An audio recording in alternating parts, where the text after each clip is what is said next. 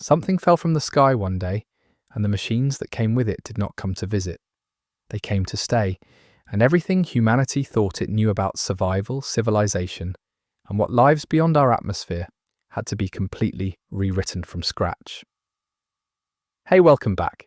Before I move forward, I'm counting on you to support my channel by clicking that tiny subscribe button so that we can spread these amazing videos to folks like you around the world. Thank you. So this video has been a long time coming. I've spent a significant amount of time going through everything Ark Raiders has given us in terms of lore, and I want to be upfront about something before we dive in. A lot of this game's story is fragmented. It comes in pieces. You find it in the environment, in short audio logs, in the design of the machines themselves, and in the way the world looks when you're standing on the surface trying not to die. I made a deliberate choice when assembling this video to prioritize the human side of this story over the mechanical side, at least in the early chapters. The machines are fascinating, but I think the people, the ones underground, the ones who raid, the ones who lost everything, are what make this lore genuinely unsettling. I also made the choice to present this as interpretation rather than definitive fact because the game itself is still unfolding, and some of what we think we know might be wrong. That's part of what makes it interesting. So settle in, get comfortable, and let's go through this properly. Chapter 1. The Day the Sky Broke. Nobody who lived through the first drop would have had the words for it. That is one of the things that the scattered records left behind in the Ark Raiders world seem to suggest quite strongly. The people who witnessed the beginning of what the game's world simply calls the Ark did not have a framework for understanding what was happening. They had science fiction, they had movies, they had decades of cultural preparation for the idea of something arriving from space. But none of that prepared them for the reality, because the reality was not a single dramatic moment. It was not one ship landing in a field while governments scrambled to respond. The available lore points towards something far more distributed, far more relentless, and far more indifferent than anything the old stories imagined. The name itself is worth sitting with for a moment. Ark, it is a short word, clean and simple. One possible reading of the name is that it refers to the trajectory these objects took when they entered the atmosphere, the long curving arc of something falling from orbit. Another reading suggests it might have started as an acronym, some early designation given by whatever military or scientific body first tried to classify the phenomenon, before the phenomenon outgrew any classification system anyone could build. The game does not commit to one explanation, and that ambiguity feels intentional. Whatever the Ark is, it resists being named cleanly, and the fact that its name is itself uncertain sets the tone for everything else we learn about it. What the lore does suggest fairly clearly is that the Ark's arrival was not a single event but a sustained process.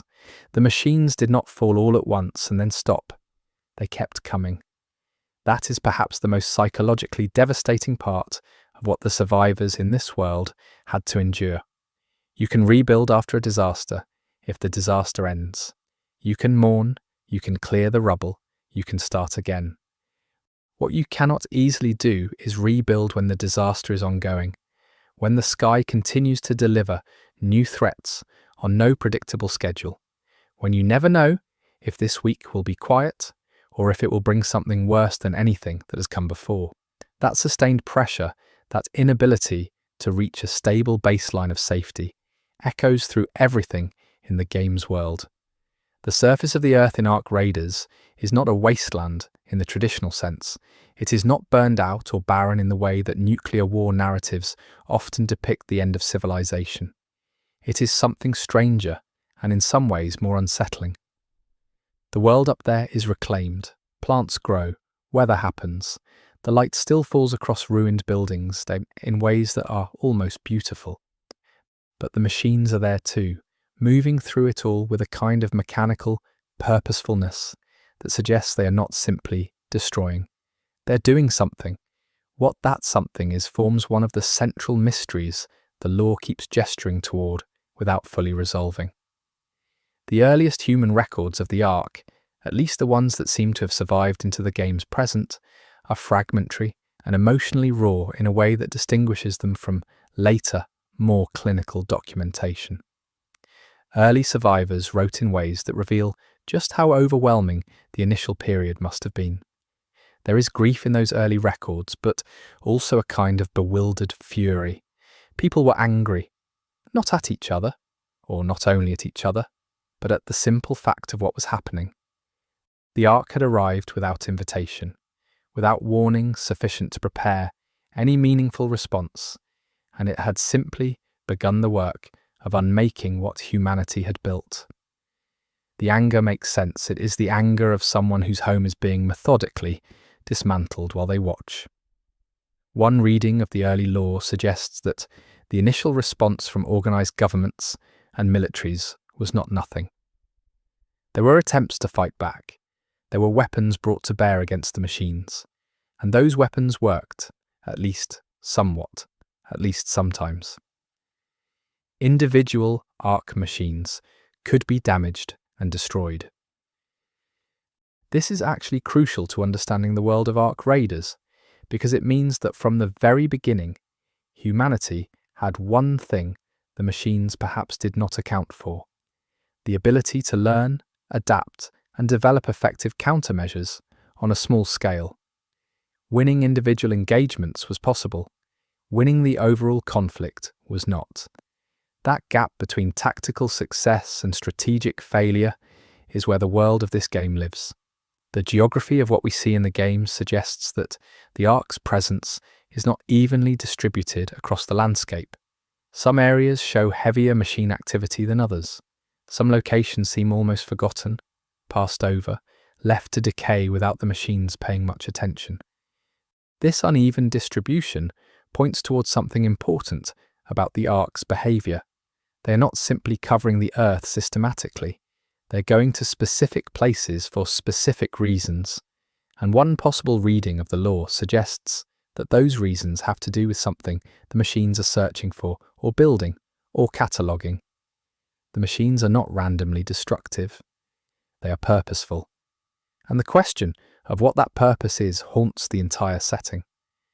Humanity's response to sustained machine presence eventually shifted from active military resistance to something more pragmatic and more desperate.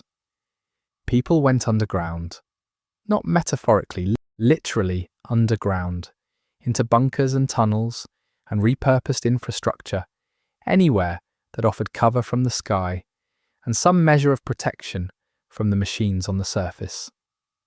The transition from surface civilization to underground survival is not presented in the lore as a single organized retreat. It was chaotic, painful, and unevenly distributed. Some people had access to prepared shelters, others did not. Some communities managed to organize effective evacuations, others were simply overwhelmed. The underground world that players eventually inhabit in Ark Raiders is built on the foundation of all those individual, desperate choices made during that transition period. What makes the early period of the Ark's arrival particularly interesting from a lore perspective is what it suggests about the machine's intelligence, or at least their operational sophistication. The Ark entities do not appear to have been confused by human resistance. They do not appear to have been surprised or forced to adapt in ways that caused them serious difficulty. One possible reading of the available evidence suggests that the machines had already accounted for the possibility of resistance and had been designed or programmed or had evolved to handle it. That is a chilling implication. It means that everything humanity threw at them in those early years, all the weapons and tactics and desperate ingenuity, was met by something that had already considered the scenario and prepared accordingly. The scale of what was lost in the early period of the Ark's arrival is something the lore only glances at directly, but which infuses everything about the world's current state. Cities are gone, or at least emptied. Infrastructure that humanity built over generations was broken in years. The accumulated knowledge and culture and art of entire civilizations is scattered across a surface that is now patrolled by machines. Some of it survived. The raiders who go to the surface find remnants of the old world all the time, objects and recordings and fragments of text that come from before. Those artifacts carry an enormous weight in the world of Ark Raiders because they represent the last physical connection to everything that was lost. The first underground settlements were not comfortable places. The lore suggests that the early shelters were desperate improvisations, not the more organized communities that exist in the game's present. People crowded into whatever space they could find, dealing with shortages of food, water, air, and light. The psychological strain of that transition, from surface life to subterranean existence, from a world of sky and open space to one of tunnels and recycled air, is something that the lore treats with appropriate seriousness. This was not an adventure, it was a trauma. And the communities that eventually stabilized underground carried that trauma with them, embedded it in their cultures and their relationships and their ways of thinking about the world above. What is particularly interesting is the question of communication during that early period. How did different groups of survivors know what was happening in other places? How did they coordinate, share information, warn each other about new threats? The lore suggests that communication networks fractured quickly, that the Ark's activity disrupted or destroyed much of the infrastructure that connected people across distances. Communities became isolated. Different groups developed different understandings of what the Ark was and what it wanted, based on what they had personally experienced. This fragmentation of knowledge and interpretation is one of the reasons the lore of Ark Raiders is so rich with contradictions and competing narratives. Different people who lived through the same event came away with entirely different stories about what they had seen. The machines themselves, as they appear in the early period, seem to have been performing some kind of survey or assessment of the surface. This is one possible reading of the behavioural patterns described in the available records. They moved through urban areas methodically. They catalogued, they collected, they broke down certain structures and left others standing. The criteria for what they destroyed and what they left alone is not immediately obvious, and part of the unsettling quality of the Ark is that their logic, if they have logic, does not map cleanly onto any framework humans naturally use. They are not simply destroying for the sake of destruction, but they are not preserving things for reasons that make immediate sense either. They operate by a different set of priorities, and figuring out what those priorities are is something both the characters in the game and the players trying to understand the lore are constantly working on. The survivors who eventually organised the first stable underground communities made a series of decisions early on that shaped everything that followed. One of the most consequential of those decisions was the choice to continue sending people to the surface. Not in large organised military expeditions, but in small groups, moving carefully, using knowledge of machine behaviour patterns to avoid contact where possible.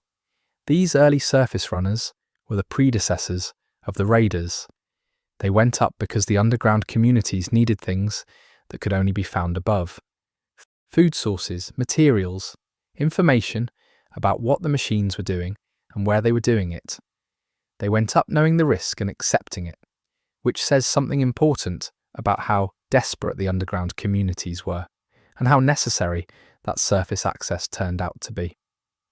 The arc of the narrative from that early period to the game's present is one of painful, imperfect adaptation. People did not thrive in the underground, not at first, not for a long time. They survived, they made do. They built systems and routines and social structures that were functional rather than comfortable. But over time, as generations passed and the underground became the only world most people had ever known, something shifted. The surface became mythologized. It became the source of everything precious and everything dangerous at once. The world above was where resources came from and where people died. It was the great outside, alien and hostile, but also irreplaceable. That complicated relationship between the underground communities and the surface world is central to the emotional texture of Ark Raiders. What the lore suggests about the early machine behavior is that there were periods of relative quiet between more intense waves of activity. The Ark did not maintain constant maximum pressure on the surface. There were times when the machines seemed to withdraw or reduce their activity, and it was during those quieter periods that the surface runners could operate with slightly more safety. Whether those quiet periods were intentional on the machine's part, some kind of strategic variation in their behavior, or whether they simply reflected the Ark's attention, being directed elsewhere, is one of the questions the lore leaves open. But the existence of those patterns, even irregular and unpredictable ones, gave the early survivor communities something to work with. It gave them a basis for developing the knowledge that eventually made the raiders possible. The emotional register of the early period lore is one of the things that distinguishes Ark Raiders from a lot of post-apocalyptic settings. There is grief there, as mentioned, but there is also something quieter and in some ways harder to process. There is a kind of numbness that settles into the records over time. The raw emotion of the first years gradually gives way to something more practical, more controlled. People stopped writing about what they had lost and started writing about what they needed to do next. That shift is not presented as recovery. It is presented as a coping mechanism, a necessary narrowing of focus that allowed people to function, but that also meant the full weight of what had happened was never really processed. The underground communities that exist in the game's present are still carrying that unprocessed weight, and it shapes how they relate to the surface, to the machines, and to each other. The question of why the Ark came to Earth at all is one that the lore of Ark Raiders engages with, carefully but without resolution. There are theories, there are partial explanations, there are fragments of data that point toward possible answers, but one of the most deliberate choices in the game's world building seems to be the maintenance of genuine uncertainty about the Ark's origins and motivations. The machines did not come with a message. They did not explain themselves. They simply arrived and began doing what they do. The absence of a clear motivation is part of what makes them so unsettling. A threat you can understand is a threat you can potentially negotiate with or predict. A threat that operates by logic you cannot access is something else entirely. The physical appearance of the Ark machines is worth discussing because the design choices carry lore implications. The machines are not humanoid. They do not appear to have been designed with any reference to human forms or human concepts of functionality. Their shapes suggest engineering principles that are entirely alien, optimized for purposes that are not immediately obvious from looking at them. Some are massive, some are small and fast. Some seem to function primarily as sensors or scouts, while others are clearly built for combat. The variety suggests a complex system rather than a single type of machine, which points toward the Ark being an organized, technological civilization of some kind rather than a natural phenomenon or a simple automated process. The materials the machines are made of are another point of interest in the lore. They are not made of anything that human engineers had been working with before the Ark arrived. The composition of Ark machine components is something that the underground communities have studied intensively, because understanding what the machines are made of is potentially crucial for developing better weapons against them. But the materials are strange in ways that go beyond simply being unfamiliar. Some of them seem to behave differently depending on context. Some of them appear to retain some residual activity even after the machine they were part of has been destroyed. What that residual activity means, whether it is simply a mechanical property or something more, is one of the questions the lore suggests but does not answer. The sounds the machines make are described in the lore in ways that suggest they are communicating with each other. The Ark entities are not silent. They produce a range of sounds that do not match any natural source, sounds that some of the more scientifically inclined survivors have attempted to analyze, and that have resisted analysis in interesting ways. There are patterns in those sounds, rhythms and variations that suggest information content rather than simple mechanical noise. Whether the machines are communicating in a way that could theoretically be decoded by human researchers is an open question, and it is one that some characters in the game's world have apparently dedicated significant effort to exploring. The possibility that the machines are talking to each other about what they are doing is simultaneously fascinating and deeply unsettling. One of the most haunting pieces of early period lore is what it suggests about the people who tried to stay on the surface. Not everyone went underground. Some people, whether by choice or by circumstance, remained above. What happened to them is something the lore handles with a certain delicacy. The survivors underground lost contact with surface dwellers quickly. The assumption, borne out by what raiders find on the surface today, is that the long-term surface populations did not fare well. But the lore does not entirely close the door on the possibility that some surface communities might have persisted in some form. There are hints, ambiguous and easily overlooked, that suggest some human presence may have continued above ground in ways that the underground communities do not fully understand. What that means for the overall story is one of the threads that the lore keeps leaving open. The transition from the early chaos to the somewhat more organized world of the game's present spans. What the lore suggests is a significant number of generations. The exact timeline is deliberately unclear, but the world as it exists in Ark Raiders is not the immediate aftermath of the machine's arrival.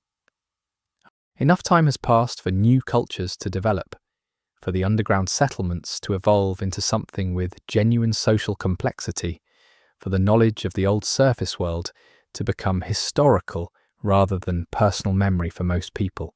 The raiders of the game's present did not live through the first days. They are the inheritors of a world shaped by decisions made by people they never knew, living with consequences they did not choose.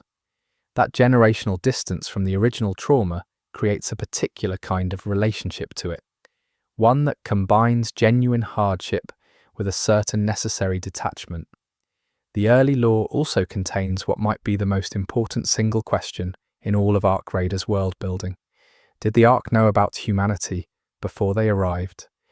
Did they come specifically for something that humanity had or was on or represented? Or did they arrive for reasons entirely unrelated to human civilization? And is the destruction they have caused simply the collateral damage of whatever their actual purpose is? The difference between these two possibilities has enormous implications for how the world of the game should be understood. If the Ark came for humanity, that suggests a relationship, however one-sided and hostile.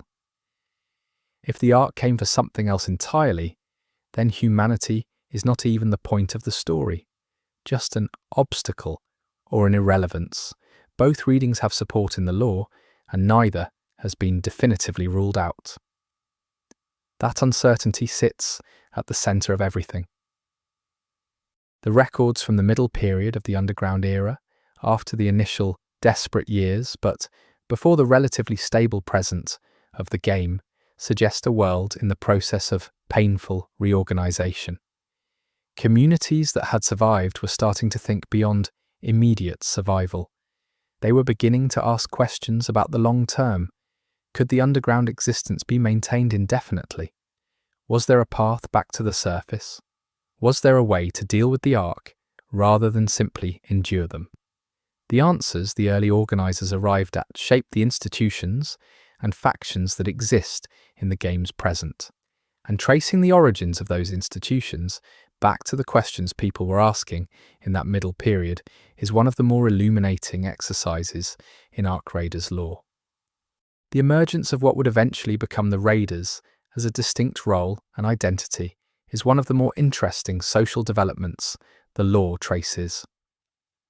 Surface running in the early days was not a profession or an identity. It was a necessity performed by whoever was capable and available. But over time, as communities stabilized and became more organized, surface running became specialized. People who were particularly skilled at it, who understood machine behavior patterns and surface navigation and the specific risks involved, became more distinct from the broader population. That specialization had practical benefits. A community with dedicated, trained surface runners was more effective at obtaining the resources they needed than one that sent untrained people up on an ad hoc basis. But the specialization also created social dynamics that the law treats with nuance. The raiders became a distinct group with their own culture, their own values, and their own complicated relationship with the underground communities that depended on them. The psychological profile that the law suggests for successful raiders is interesting and not entirely comfortable. The ability to function effectively on the surface, to move through a landscape dominated by dangerous machines, and manage risk rather than simply avoid it, seems to require a particular relationship with fear. Not fearlessness exactly. The law does not suggest that the best raiders are people who simply do not feel fear. It suggests something more nuanced. The best raiders seem to be people who feel fear clearly and accurately, who can assess risk with genuine precision, but who can also choose to act despite that fear in a way that remains controlled rather than reactive. That capacity for controlled action in the presence of acknowledged danger is both what makes raiders valuable and what makes them somewhat alien to the underground communities who depend on them but rarely fully understand them. The Ark's behavior during this middle period shows some changes from the early days that the law notes but does not fully explain. The machines seem to settle into something more like established patterns. Their movements became somewhat more predictable, not reliably predictable, but enough for experienced surface runners to develop workable models of where they were likely to be and when. Whether this represents the Ark completing some initial phase of their activity on Earth and settling into a maintenance phase, or whether it represents something else, is unclear, but the shift in machine behavior was significant enough to make long-term underground habitation and surface raiding viable in a way that it had not been in the earliest years. The world became not safe, but survivable in a more sustained way. And that shift is what made the world of Ark raiders possible. One of the more unsettling elements of middle period law is what it suggests about the things raiders found on the surface that they could not explain. Objects and locations that did not fit the narrative that the underground communities had constructed about the Ark, evidence that something had happened on the surface that did not match the simple story of machines arriving and destroying. Some of what raiders found suggested deliberate construction rather than destruction. Areas where Ark machines seem to have been building something rather than dismantling it. Structures that had no obvious function and that did not match any human architecture. These anomalies were noted and recorded, but the records also suggest that many people preferred not to think too hard about what they implied. When you are focused on survival, it is not necessarily helpful to dwell on mysteries that cannot be resolved and that might suggest your situation is even more complicated than you thought. The social structures that developed in the underground communities during the middle period reflect the particular pressures of that existence. Resources were always limited. Space was always at a premium. The work required to maintain an underground community was specific and essential, and not everyone was equally capable of or willing to do it. The law suggests that different communities developed different solutions to these organizational challenges, and that those different solutions led to genuinely different social and political cultures across the underground world. Some communities became highly hierarchical, with clear chains of command and enforced contribution requirements. Others developed more horizontal structures, with collective decision-making and shared ownership of resources. The diversity of these approaches and the conflicts that sometimes arose between communities with different organizational philosophies adds texture to the world that goes beyond simple, post-apocalyptic uniformity. The question of children and the future is one that the middle period lore handles with particular emotional weight. People had children underground. New generations grew up having never seen open sky. The task of raising children in that environment, of preparing them for a world that was simultaneously limited and extremely dangerous, of deciding what to tell them about the surface and the machines, and what had been lost, was one that different communities handled in different ways. Some communities were frank with their children about the reality of their situation. Others maintained careful narratives that softened or simplified the truth in ways intended to protect young people from despair. The long-term effects of those different choices, how the children raised on frank truth differed from those raised on comforting simplifications, is something the lore touches on in ways that feel psychologically real. The emergence of what the lore suggests were the first systematic attempts to study the Ark rather than simply survive it marks an important transition point in the middle period. Some individuals and groups decided that understanding the machines was not just a philosophical luxury, but a practical necessity. If you could understand why the Ark did what it did, you might be able to predict their behavior more accurately. If you could understand what they were made of, you might be able to develop better weapons. If you could understand where they came from, you might be able to understand if there was a way to make them stop. These early researchers worked with limited resources and under enormous practical constraints, but their work laid the foundations for the more organized research efforts that exist in the game's present. And some of what they found was deeply strange, in ways that complicated rather than resolved the central mysteries of the Ark's nature. The lore of the early and middle periods also contains something that is easy to miss if you're not paying close attention. It contains evidence of human failure that goes beyond the failure to stop the Ark. There are records that suggest the early survivor communities were not always kind to each other. There was hoarding and territorial behavior. There were conflicts over resources that turned violent. There were instances of communities that might have helped each other choosing not to, or choosing to exploit each other's weakness for short-term advantage. The Ark Raiders world is not one in which the arrival of a common threat automatically produced human solidarity. People behaved like people, which means with a mixture of extraordinary courage and generosity, and extraordinary selfishness and cruelty. The law does not excuse this, but it does not entirely condemn it either. It presents it as the complicated reality of what happened. By the time the world settles into the state we see in Ark Raiders, several generations have passed since the initial arrival of the machines. The people living in the underground communities of the game's present are not survivors of the original catastrophe. They are the descendants of survivors, which is a different thing. Their relationship to what happened is historical rather than personal. The elders who lived through the worst of it are gone, or very old, and the stories they passed down have been filtered through generations of retelling and cultural processing. What the current generation knows about the Ark is a mixture of real information, distorted memory, cultural myth, and institutional knowledge accumulated over time. Separating those elements from each other is one of the challenges both the characters in the game and players trying to understand the lore face constantly. Chapter 2. What the machines are trying to understand the Ark machines from the information available in the game is an exercise in managing uncertainty. The machines are real and present and dangerous. You can fight them. You can study the wreckage they leave behind. You can observe their behavior and develop working models of how they operate.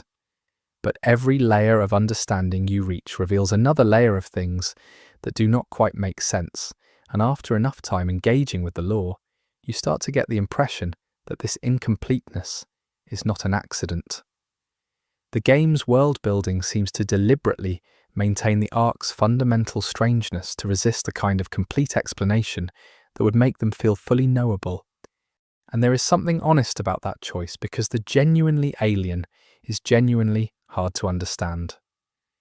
The basic taxonomy of ARC machines as it exists in the game's present reflects years of systematic observation by raiders and researchers. There are distinct types. There are patterns to how different types interact with each other and with the environment.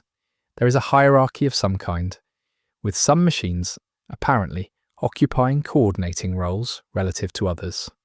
This hierarchy is one of the most significant pieces of information the lore provides about the ARC's organizational structure, because it suggests that the machines are not individually autonomous agents, but parts of a larger coordinated system.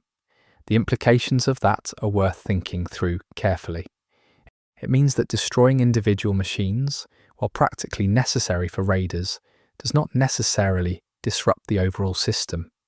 The system continues, directed by something, organized towards something, even as individual components of it are neutralized. The smaller ARC machines, the ones raiders encounter most frequently in the early stages of surface operations, seem to function primarily as sensors and patrol units. Their behavior suggests that they are gathering information about the surface environment and anything that moves through it. They react to raiders with aggression, but the nature of that aggression is interesting. It does not always feel like a defensive response to a threat. Sometimes it feels more like a correction, like the machines are removing an anomaly from a system that is supposed to function without human interference. That subtle distinction in the quality of the machine's aggression is something that experienced raiders notice, and that the lore uses to suggest something important about how the ARC perceives human activity on the surface. The larger ARC machines are more varied in their apparent functions. Some are clearly built for heavy combat, for overwhelming force against anything that presents significant resistance. Others seem to be involved in some kind of construction or modification of the surface environment. Still others appear to be engaged in collection, moving specific objects or materials from one location to another according to some logic that is not immediately apparent. This variety in function among the larger machines supports the reading that the ARC's presence on Earth is not purely destructive, but purposeful in a more complex way. They are doing multiple things simultaneously, running what appears to be a large-scale operation of some kind, and the raiders moving through the surface landscape are navigating the edges of that operation without fully understanding what it is. The relationship between ARC machines and ARC materials is one of the more technically interesting aspects of the lore. The machines appear to be, at least in part, self-maintaining. They can repair damage to themselves given time and the right conditions. They can apparently manufacture new components, or at least incorporate recovered materials into their own structures in ways that amount to repair. Some machines seem to be capable of more significant self-modification, adapting their own configuration in response to conditions. Whether this capacity for self-modification represents a form of learning or simply a programmed adaptive response is a question the researchers in the game's world have not been able to resolve definitively. But the practical implications for raiders are significant either way. An ARC machine that survives an encounter with a raider may come back in a somewhat different configuration the next time, and that variability is part of what makes sustained surface operations so challenging. One possible reading of the ARC machine's behavioral patterns suggests that they have a model of human behavior that they use to predict what raiders will do.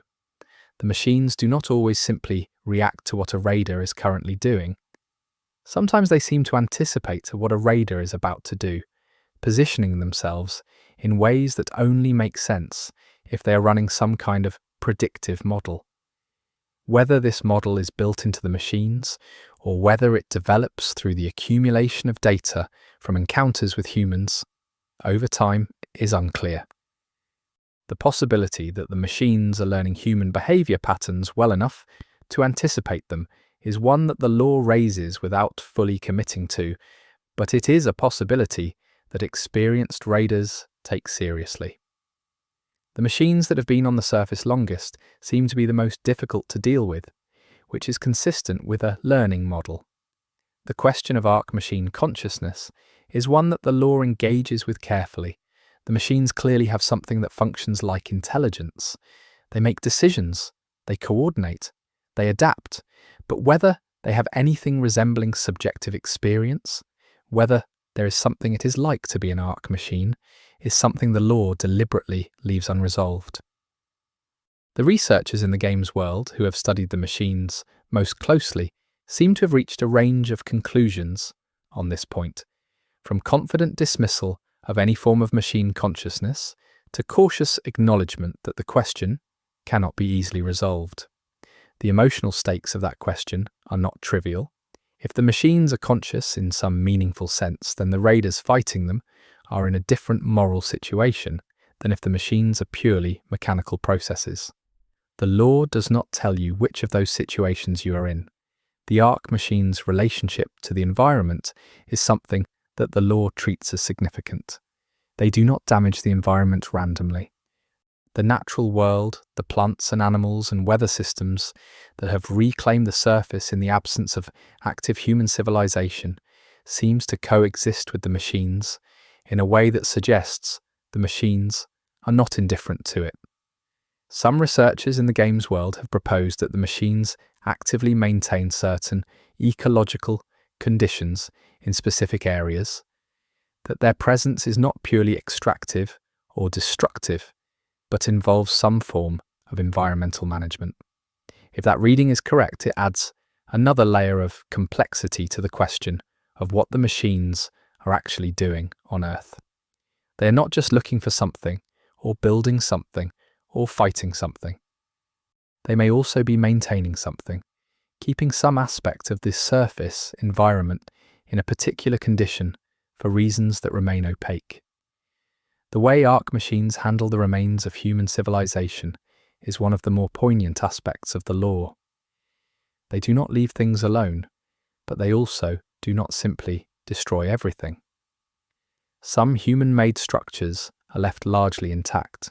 Others are systematically dismantled, with the materials seemingly sorted and moved according to some categorization system.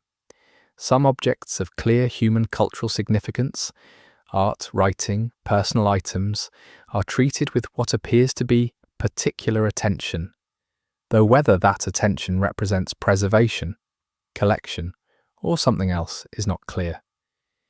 The idea that the machines are interacting with human cultural artifacts in some kind of systematic way is one that the law raises through implication rather than direct statement, but it is one of the more haunting implications in the whole setting.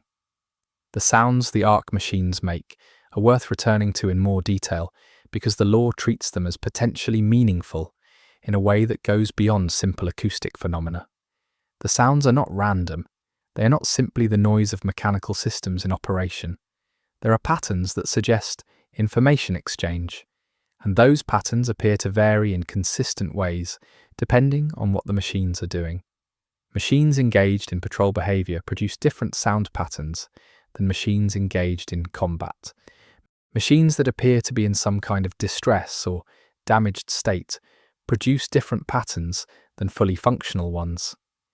The consistency of these variations across different machine types and in different locations suggests a shared communication system, a language of some kind, though not one that human researchers have been able to decode to any significant degree. The existence of that language of machine communication that humans can hear but cannot understand is one of the recurring elements of unsettlement in the Arc Raiders lore. One of the more unusual aspects of arc machine behavior that the lore describes is what happens when multiple machines of different types congregate in the same location. These congregations occur on what appears to be a scheduled basis, though the schedule is not one that maps onto any time system humans use. During these gatherings, the machines engage in extended interaction that does not seem to be primarily functional. They are not working. They are not patrolling or building or collecting. They are doing something together that is hard to characterize using human categories. Some researchers have described these gatherings as reminiscent of information-sharing processes in biological systems, moments when individual units synchronize with the larger network. Others have proposed more unsettling interpretations. Whatever is happening during these gatherings, the law is clear that they represent moments of heightened arc activity and that raiders are well advised to avoid areas where they are occurring. The hierarchy within arc machine types, as best as human researchers have been able to determine it, involves several layers. At the bottom are the most numerous and individually least capable units, the patrol and sensor types. Above them are the larger, more specialized machines with specific operational functions. Above those are what appear to be coordination units, machines that seem to direct the behavior of others in their vicinity. And above those, at least in theory, is something else, some level of direction or control that the available evidence points toward, but that has never been directly observed or confirmed. The existence of that theorized top level of arc hierarchy is one of the most significant open questions in the law, because if there is some central directing intelligence behind the machines, understanding it would be, potentially, the most important piece of information in the entire world of arc raiders. The way arc machines respond to damage is psychologically interesting for raiders who study them carefully. A machine that is damaged but not destroyed does not simply continue functioning at reduced capacity. Its behavior changes in ways that suggest something more like a response to pain than a simple mechanical degradation. Damaged machines sometimes retreat. They sometimes behave more aggressively than undamaged ones. They sometimes produce sound patterns that differ from both their normal operating patterns and their undamaged combat patterns, patterns that some researchers have cautiously described as distress signals. Whether attributing anything like pain or distress to the machines is appropriate is a question the law leaves open. But the behavioral patterns are real, and experienced raiders factor them into their decision-making about whether and how to engage with a partially damaged arc machine. The materials science questions surrounding arc machine components have been a source of sustained research effort in the underground communities, with results that are genuinely useful, but also genuinely strange. The base materials the machines are constructed from are not completely alien. Some of them appear to be variants of materials that exist naturally on Earth, processed and combined in ways that human materials science had not developed before the Ark's arrival. But some components appear to be made of things that have no clear terrestrial origin, materials that did not come from Earth, or that were created through processes not found in nature. This distinction between the familiar and the entirely alien within the composition of the machines suggests something about their origin and history that the law does not spell out, but that points toward a longer story than simply a machine civilization arriving from elsewhere. The capacity for what appears to be coordinated learning across the arc machine network is one of the most consequential features the law attributes to them. When a raider develops a tactic that works against one type of machine, there seems to be a period of effectiveness before that tactic becomes less reliable. The machines that encountered the tactic directly may have been destroyed, but something about the encounter appears to have been incorporated into the broader network. Other machines in other locations begin adapting in ways consistent with a response to the tactic that was used. The mechanism for this apparent network learning is not understood. Whether it operates through some kind of direct communication between units, through a centralized data collection and distribution system, or through some mechanism that human researchers do not have the conceptual tools to describe, is an open question. But its practical effects are real, and they are part of what makes the Ark so persistently difficult to counter. The interaction between Ark machines and Ark materials that are not part of any machine, the raw materials and components found scattered across the surface landscape, is another aspect of the law that raises interesting questions. The machines seem to treat certain materials with particular attention. They collect some and ignore others according to criteria that are not fully understood. Sometimes machines will go significantly out of their normal operational area to retrieve a specific piece of material, behaving in ways that suggest something like urgency or high priority. What makes a particular piece of material worth that level of attention is something researchers have tried to determine by studying the collected materials, but the answer has not been forthcoming. The materials themselves do not exhibit any obviously special properties that would explain the machine's behavior. Whatever makes them valuable to the Ark is apparently not detectable by human analysis, which raises the troubling possibility that the Ark is operating according to sensory or analytical capabilities that humans cannot replicate. The question of Ark machine age is one that the law raises through various pieces of evidence. Not all machines appear to be the same age. Some machines show signs of extended operation that suggest they have been functioning for a very long time, longer than the period since the Ark's arrival on Earth. Whether this means those machines were operational before they arrived on Earth, that they were ancient when they came, or whether it reflects simply a very long operational period since arrival, is not clear. But the possibility that some Ark machines are genuinely ancient, that they have been operating far longer than any human civilization has been aware of them, is one of the more quietly unsettling implications of the law. An ancient machine operating on a timeline that spans millennia, rather than years or decades, has priorities and patterns of behavior that may be completely incomprehensible from a human perspective. The law's treatment of Ark machines that have been destroyed and the materials they leave behind is interesting in a number of ways. Destroyed machines do not disappear. They leave wreckage, and that wreckage retains some of the properties that made the machines interesting to study in the first place. Some components of destroyed machines continue to exhibit activity for varying periods after the machine itself has been neutralized. Some components appear to degrade in ways that are not simply mechanical breakdown, but that suggests some kind of directed process, as if the materials are doing something even after the machine they were part of is gone. Whether this post-destruction activity is intentional, some kind of designed behavior in case the machine is destroyed, or whether it is simply a property of the materials themselves, is another of the law's carefully maintained uncertainties. One particularly haunting element of Ark machine law involves what appears to be machine behavior toward deceased human beings. Raiders who have studied the machines carefully report that Ark entities treat human remains differently from other organic material. They do not ignore human remains in the way they ignore other biological matter. They interact with them in ways that are difficult to categorize. Whether this interaction represents some kind of data collection, some kind of preservation attempt, or something else entirely is not clear. But the fact that the machines pay special attention to human remains, that they treat the dead with a specificity that suggests human beings are not simply irrelevant to them, is one of the most deeply unsettling pieces of Ark machine behavioral data in the law.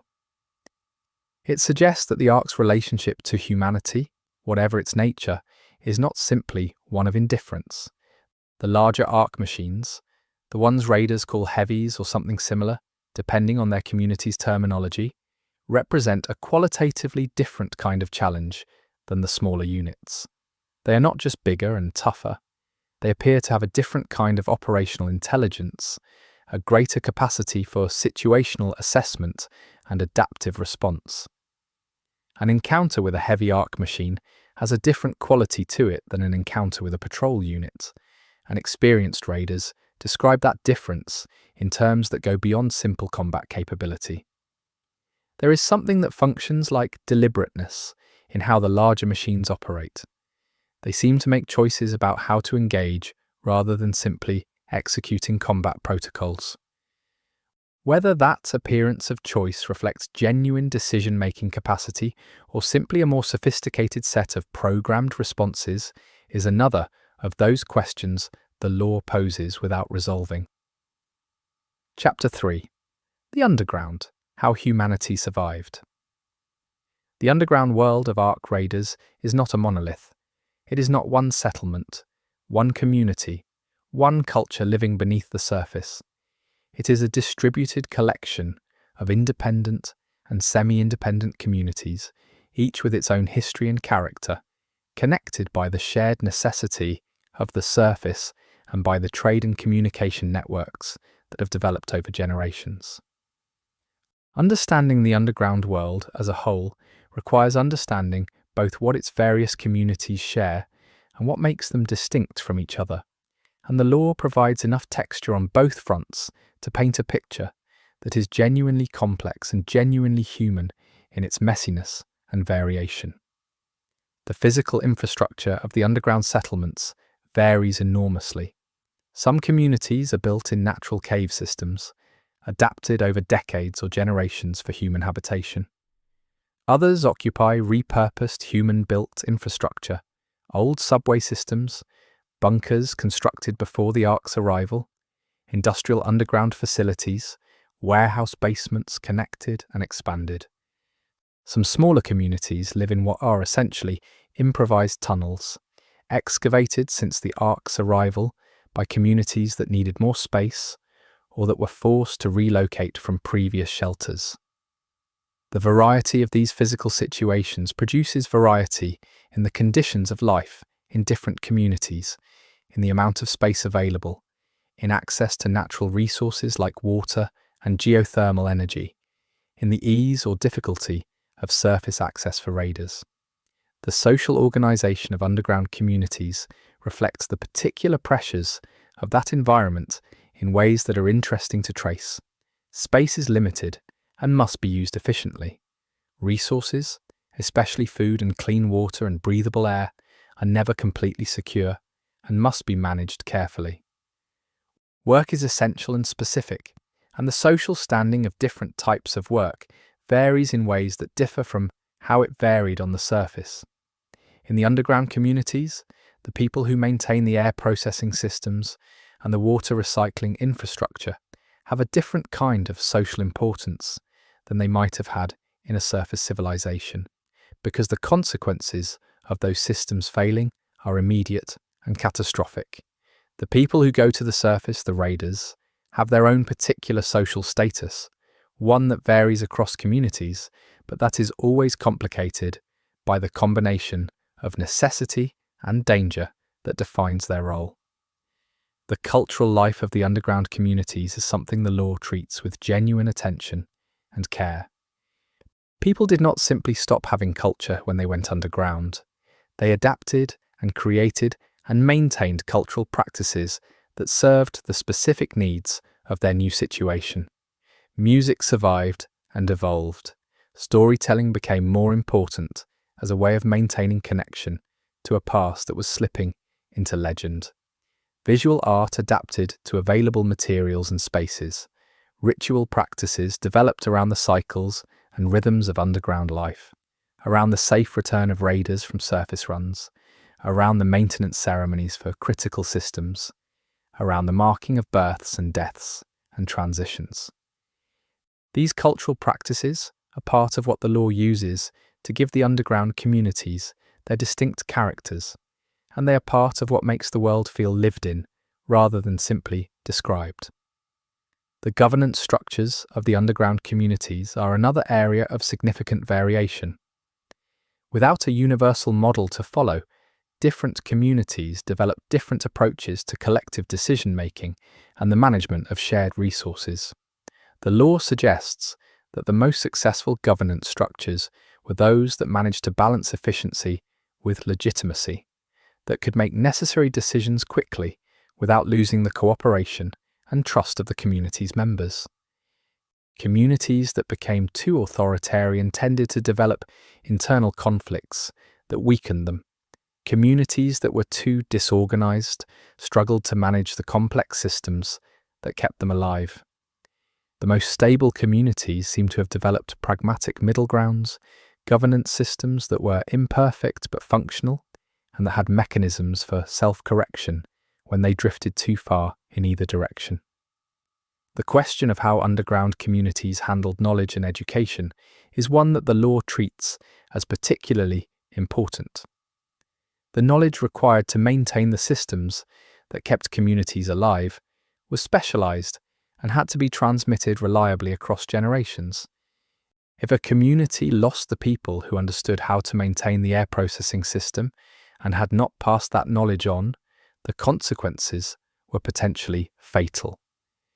The pressure to maintain and transmit technical knowledge created specific educational priorities in the underground communities, priorities that sometimes came at the cost of other kinds of knowledge. Communities that focused intensely on practical technical education sometimes allowed historical and cultural knowledge to erode. Communities that maintained strong cultural and historical education sometimes struggled with technical succession. The balance between these priorities is a recurring tension in the law's treatment of underground community life. The role of traders and messengers in connecting the dispersed underground communities is something the law treats as one of the most important social functions in the world. The underground is not a single connected space. Different settlements may be isolated from each other by significant distances and by the practical challenges of surface travel between them. The people who maintain connections between communities, who carry goods and information, and occasionally people from one settlement to another, occupy a crucial social role. They are carriers of news, of cultural exchange, of the social fabric that prevents the underground communities from becoming completely isolated from each other. The law suggests that these connectors develop their own professional culture and identity over time, one that is distinct from both the raider culture of surface operations and the more sedentary culture of the settlements themselves. The food situation in the underground communities is one of the more practically interesting aspects of the law. Producing enough food underground without access to sunlight and large growing areas is a significant technical challenge. The underground communities have developed a range of solutions to this challenge over time. Hydroponic and aeroponic systems, fungus cultivation, which requires less light and space than many other food sources, insects which are extremely efficient converters of organic matter into protein. Some communities with access to large enough underground spaces have developed more traditional agricultural approaches using artificial lighting. The specific mix of food production methods in a given community has cultural as well as practical implications. What people eat and how is a fundamental part of any culture, and the particular food cultures that have developed in the underground communities are distinctive and varied. The psychological dimensions of long-term underground living are something the law engages with seriously and without romanticism.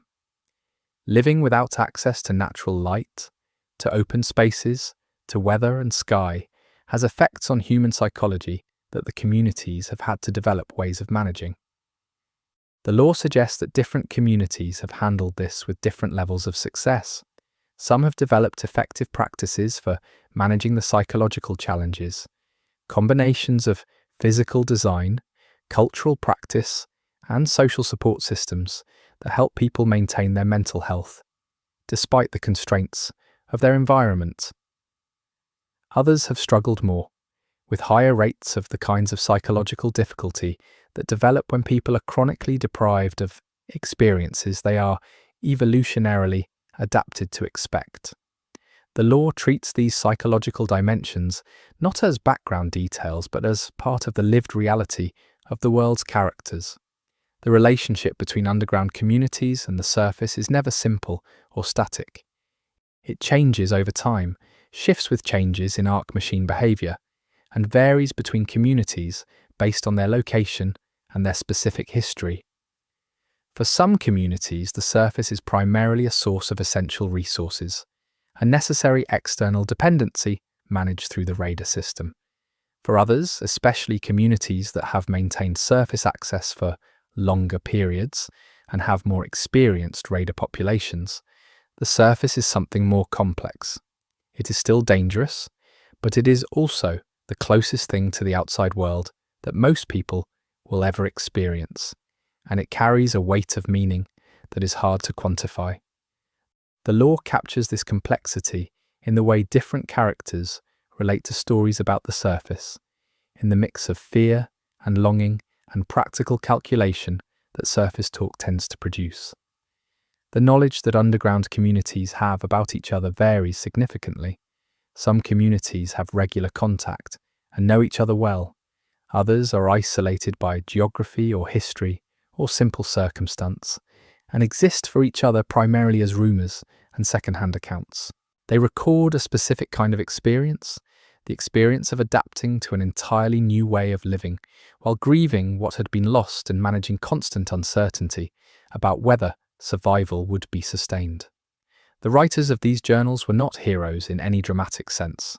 They were ordinary people doing an extraordinary thing, which was continuing to live and function and care about things in conditions that could easily have broken them.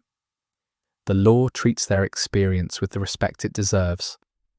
The records maintained by early raider practitioners, the people who developed the skills and knowledge that eventually became the raider tradition, are some of the most practically interesting historical documents from the underground era. They are systematic in a way that the personal journals are not, focused on collecting information about ARC machine behavior and surface conditions. They show the development, over time, of a working understanding of the surface world that was built through careful observation and the painful accumulation of hard lessons. Reading these records or being told their contents through the lore shows the raider tradition not as something that arose fully formed, but as something that was developed through genuine intellectual and practical work by real people who are trying to help their communities survive. The historical record of intercommunity conflict in the underground world is something that is not always openly discussed in the official histories that various communities and factions maintain.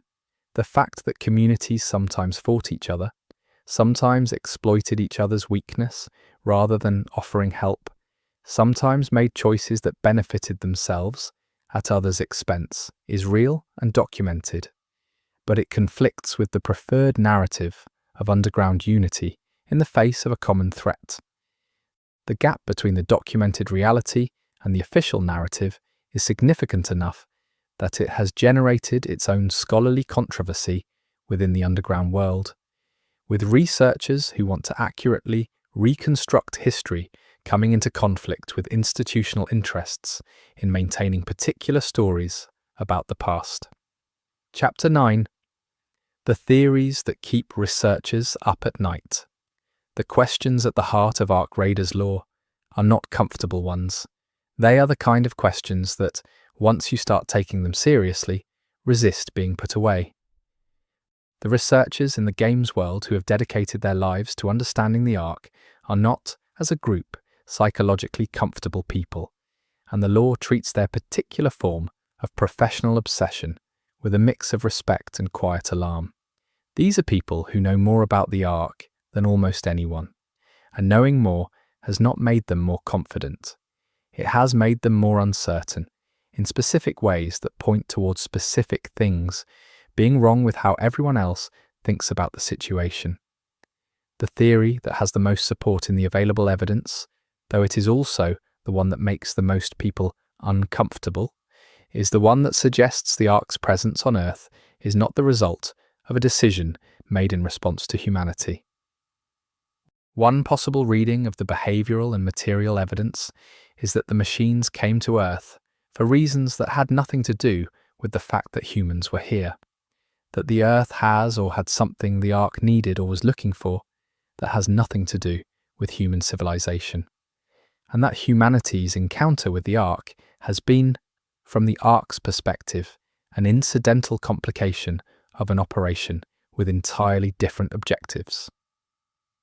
The implications of that theory are significant. If humanity is not the target, then the strategies humanity has been developing for dealing with the Ark, which are largely based on the assumption that the Ark's behavior can be influenced by human choices, may be fundamentally misconceived. You cannot negotiate with something that does not see you as the relevant party. You cannot deter something that is not being deterred by anything you represent. If the Ark is not here for humanity, then humanity's ability to affect the Ark's behavior is limited to the purely physical, to getting in the way or staying out of the way, without any of the strategic options that a relationship-based conflict would provide. The counter-theory that the Ark came specifically for humanity or for something humanity has or represents is in some ways more frightening in its immediate implications, but more useful in its strategic ones. If humanity is the target or the point, then the Ark's behavior can be understood as responsive to something about humanity, and that responsiveness creates possibilities that do not exist if the Ark is simply indifferent. But the evidence for what about humanity would have attracted Ark attention from whatever distance the machines originated at is thin and contradictory. There is no obvious feature of human civilization, no unique technology or biological characteristic or cultural development that stands out as the obvious reason an interstellar machine's civilization would make a costly journey to remove or study or collect. The theory that the Ark has been here before, not in the current machine-present sense, but in some earlier, less visible form, is one that some researchers have developed from particularly careful study of pre-Ark geological and archaeological data. There are anomalies in the geological record that some researchers argue are consistent with a previous, much earlier Ark presence on Earth. The anomalies are subtle, and alternative explanations exist for all of them. But the pattern, if it is a pattern rather than confirmation bias, suggests that whatever the Ark is doing on Earth may be part of a much longer process than the period since the machine's visible arrival. A process that was already underway in some form before human civilization developed. If that reading is correct, it changes the entire temporal scale of the situation in ways that are difficult to fully absorb. The question of what the Ark is building or modifying on the surface is one that multiple theories attempt to address with different evidence and different conclusions. The construction-like behavior of some Ark machines, the specific geological effects in some areas, the particular treatment of certain materials and locations all suggest some kind of extended project. One theory proposes that the Ark is converting some aspect of Earth's physical environment into a form useful for their purposes, transforming resources or infrastructure in ways that will eventually be harvested or utilized. Another theory proposes that the machines are setting up something more like a permanent installation, a presence that is intended to be long-term in ways that go beyond the current occupation. A third theory proposes that the Ark is repairing or maintaining something that already existed, and that their apparent construction behavior is actually a form of restoration that makes sense only when you know what was originally there. Each theory has different implications for what humanity should do, and whether doing anything is possible. The researchers who have studied radar accounts most carefully over extended periods have identified patterns in those accounts that suggest something interesting about how Ark machine behavior has changed over time. The machines are not behaving the same way they were in the early period of their presence. There have been changes, gradual and directional, rather than random, that suggest the overall operation is in some kind of progressive phase rather than a steady state. The machines appear to be moving towards something, completing something, building towards some kind of conclusion that the current situation is a preparation for, rather than the final state. If that reading is correct, it means that the relative stability of the current situation, uncomfortable as it is, may be temporary. And what comes after the preparation phase is something that no one in the underground world has been able to confidently predict. The psychological theories about what sustained Ark exposure does to human beings are a subset of the Ark law that operates mostly in the margins of the main narrative. But that is genuinely interesting. People who spend the most time near concentrated Ark machine activity primarily raiders who operate in areas of heavy machine presence, sometimes report experiences that do not fit standard accounts of stress response or sensory overload, things they see that are not there, patterns in the world that feel meaningful in ways that are hard to articulate, a sense of being observed that goes beyond reasonable inference from art behavioral patterns. The researchers who study these reports are careful not to draw premature conclusions. The experiences could reflect ordinary psychological responses to extreme stress and danger. They could reflect the early stages of various medical conditions, or they could be pointing towards something about arc machine activity that has effects on human cognition that are not yet understood. The final theory that deserves specific discussion is the one that researchers in the games world find most difficult to talk about openly.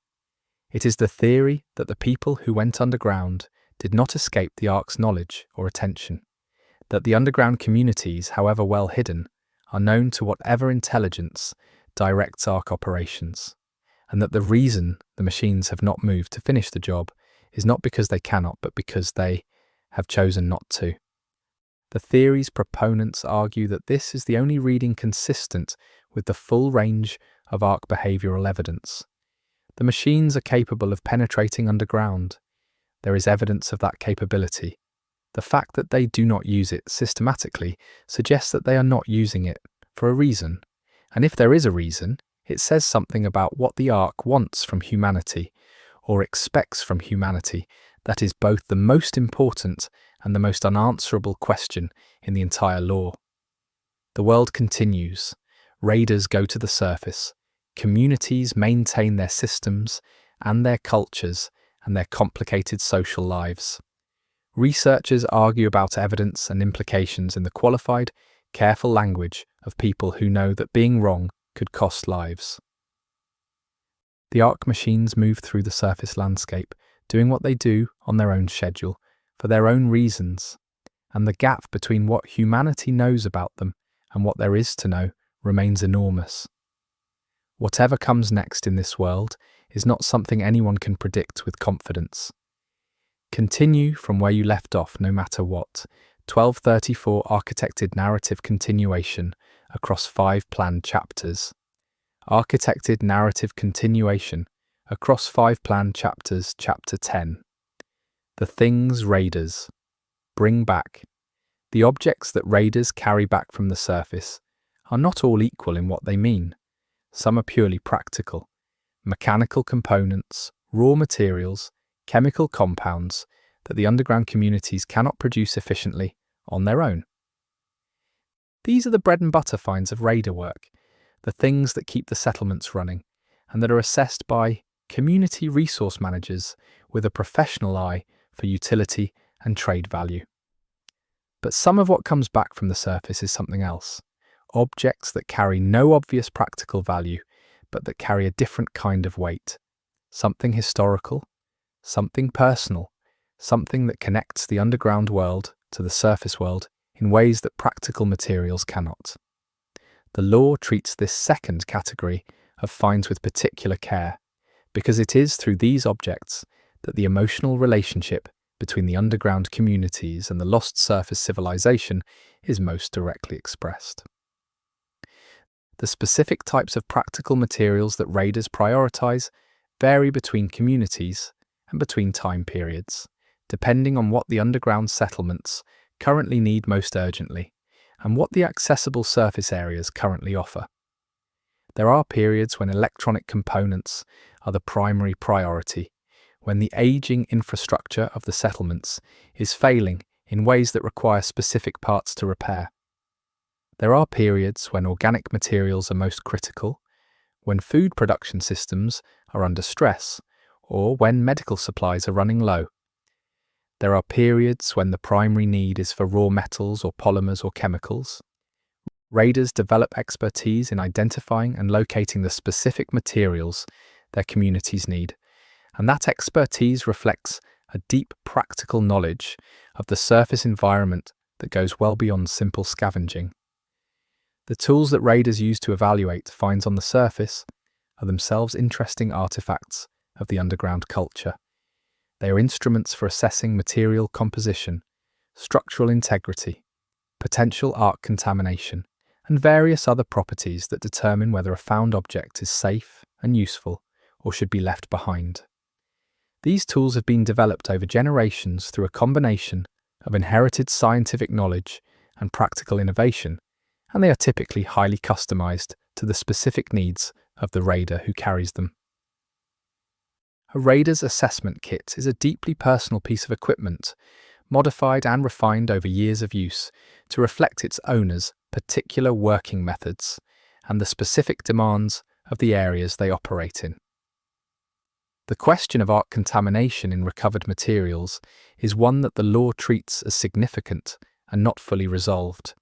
The relationship between arc machines and the materials they produce, carry, and operate near is complex, and there is evidence that proximity to certain types of arc activity leaves traces in nearby materials that are not always benign. Some recovered materials that appeared initially safe have caused problems when introduced into underground environments. The mechanisms are not completely understood, and the assessment tools that raiders use are not completely reliable. The communities that receive raider fines have developed decontamination protocols of varying sophistication, but the possibility that something unsafe has made it through those protocols is one of the background anxieties of underground life that the law acknowledges without dwelling on. The personal objects that raiders bring back from the surface, the ones with historical rather than practical value, enter the underground communities through various channels. Some raiders keep personal finds, incorporating them into their own living spaces or carrying them as personal objects with particular meaning. Some donate finds to community archives, contributing to the collective historical record. Some sell or trade personal finds, which has created informal markets for pre-arc artifacts in various underground communities. The variety of ways that personal finds are handled reflects the variety of relationships that different people have to the surface world and its remnants. For some people, pre-arc artifacts are primarily historical documents. For others, they are emotional connections to a world that was lost. For still others, they are simply objects with exchange value. The community archives that have been established in various underground settlements are one of the more interesting institutional developments described in the law. They are not simply storage facilities for recovered materials. They are active curatorial operations with people dedicated to assessing, categorizing, preserving, and making accessible the documentary and artifact record of the pre-arc world and the underground era. The archivists who do this work occupy a specific professional and social niche in underground culture, one that values the combination of scholarly knowledge and the practical understanding of surface conditions necessary to evaluate what comes in from raider finds. The most significant archives have become centers of genuine intellectual life in the underground world, places where the scattered fragments of history can be assembled into something approaching coherent knowledge.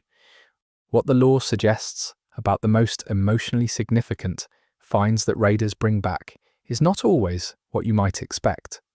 The objects that have the greatest impact in the underground communities are not always the grandest or the most spectacular. Sometimes the most significant finds are small and specific: a child's drawing, a handwritten letter that was never sent, a personal photograph from a time before everything changed. These objects, because they are so specific and so personal, create a kind of shock of recognition that more general historical materials do not. They make concrete what is otherwise abstract. They turn the fact of what was lost into the reality of a specific person's lost life, and that specificity is what makes them powerful. The recording devices and data storage media that raiders recover from the surface are among the most practically valuable personal finds when they can be accessed. The underground communities have developed considerable expertise in recovering data from degraded or damaged storage media, because the information those media might contain, whether historical records, technical documentation, or personal testimony is potentially extremely valuable. The process of recovering and assessing data from surface finds is a skilled technical practice, and the people who do it have developed methods that allow them to extract legible content from media that would otherwise be unreadable. What they find ranges from mundane to profoundly significant, and the process of not knowing what a piece of recovered media contains until you open it is something that the law describes as one of the particular pleasures and particular sorrows of archival work. The question of how raiders decide what to bring back and what to leave is one that the law treats as more complex than it might initially appear. The practical calculation is real. Raiders can only carry so much. Weight and volume constraints are serious in the context of surface operations, where carrying too much can compromise mobility and survivability. But the decisions about what to take and what to leave are not purely practical. There are ethical dimensions, questions about what deserves to be preserved and what should be allowed to decay back into the surface landscape. There are community priorities that may not align with what a raider personally judges most worth bringing back. And there are the genuine physical limitations of the moment, the things that had to be left because there was no time, because the machines were too close, because the weight was already at the limit. The things left on the surface that could not be saved are part of the ongoing loss. The relationship between what raiders bring back and how underground communities understand the surface world is a feedback loop that has shaped both the practical knowledge and the cultural mythology of the underground. The things that come back from the surface are the primary material through which most people in the underground world know anything about what the surface is like. For the vast majority of people who have never been above ground, their understanding of the surface world is constructed from what raiders describe and what raiders bring back. The accuracy and completeness of that constructed picture depends heavily on what raiders choose to describe and bring back, which means that raider judgment and raider priorities shape the cultural imagination of the underground world in ways that go well beyond the immediate practical value of the finds themselves. The finds that have become iconic in the lore, the objects and records that are referenced across multiple communities and that have entered the shared cultural vocabulary of the underground world, are a small subset of everything that has been recovered from the surface. But that subset is significant because it represents the points where surface material has most powerfully shaped underground consciousness. A particular audio recording that has been widely reproduced and heard by people across multiple communities. A collection of images from a specific location that became a kind of shorthand for what was lost. A technical manual that turned out to contain information critical for solving a specific engineering problem that was threatening community survival. These iconic finds are part of the law's texture, woven into the world in ways that make it feel layered and real. The physical condition of surface finds is variable in ways that reflect both the general conditions of the surface environment and the specific treatment that particular objects have received. Some materials degrade rapidly in the conditions of the surface. Others prove unexpectedly durable. There are finds that have survived decades or generations in conditions that should have destroyed them, and there are finds that have deteriorated far faster than their material properties would predict. The inconsistencies in preservation are one of the things that researchers find interesting, because some of the unexpected durability or unexpected degradation correlates with proximity to arc machine activity in ways that suggest the machines may be having effects on the physical world that go beyond the directly observable. The social dynamics around valuable finds in underground communities are one of the more practically interesting aspects of the law's treatment of raiders and their relationship to their communities. A raider who brings back something of exceptional value, whether practical or historical, occupies a specific social position in relation to that find. The question of who owns it, who decides what happens to it, what the raider is owed in return for bringing it back, is one that different communities have developed different answers to, with varying degrees of success. The most contentious situations arise when a highly valuable find also has personal significance to the raider who brought it back, creating a conflict between the raider's personal relationship to the object and the community's interest in it as a collective resource. The specific materials that underground communities have learned to identify as particularly valuable because of their practical applications in community systems are the result of generations of accumulated technical knowledge. Knowing what to look for on the surface requires knowing what underground systems need, which requires understanding those systems deeply. The most successful raider community relationships are those where there is strong communication between raiders and the technical staff who maintain community systems, where raiders understand enough about what the systems need to recognize relevant finds when they encounter them, and where technical staff understand enough about surface conditions to ask for things that are actually findable rather than things that would require an impractically dangerous excursion.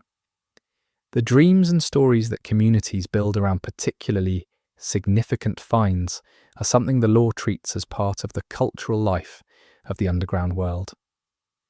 An object recovered from a specific place on the surface can become the center of stories that spiral well beyond what is known about it.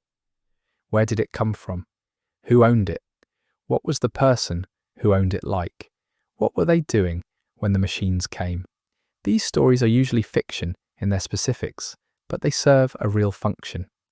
They are the underground community's way of populating the lost surface world with the human lives it contained, of refusing to let what happened be only statistics and general facts. The storytelling around surface finds is a form of mourning, and it is also a form of connection to a world that must be remembered even when it cannot be recovered. The underground community's relationship to surface finds changes across generations in ways that the law traces with care. For the first generation of underground dwellers, surface finds were directly connected to personal memory. The objects brought back from the surface were, in some cases, things that the finder or people they knew had owned or used or made in the pre-Ark world. The emotional weight of encountering a specific familiar object from a previous life was a very different experience from anything the later generations would have. For subsequent generations, the same objects are historical rather than personally familiar, which changes their emotional register without diminishing their significance. The process by which living memory of the surface world gradually became historical knowledge and then mythology is one of the more poignant processes the law describes. Chapter 11. The sounds between the walls. The acoustic environment of the underground settlements is something that people who have only known the surface world would find deeply alien. There is no wind, there is no rain, there is no birdsong or traffic or the specific ambient noise of outdoor life in a large human settlement. What there is instead is a very specific set of sounds that belong entirely to the underground world. The sounds of mechanical systems maintaining life support, the sounds of people living in close proximity in enclosed spaces, the sounds that travel through rock and metal in ways that surface dwellers would never have experienced. The law treats this acoustic environment as a significant part of the character of underground life, something that shapes people in ways both practical and psychological. The sounds of the life support systems are the most constant feature of underground acoustic life. Air processing produces a specific continuous background hum that varies in pitch and intensity depending on the size and design of the system and the current load it is operating under. Water recycling systems have their own rhythms. Power generation adds its own layer to the acoustic texture. People who have grown up underground have a highly developed sensitivity to these sounds that goes well beyond conscious awareness. They know what normal sounds like, which means they register abnormality immediately, often before they can consciously articulate what has changed.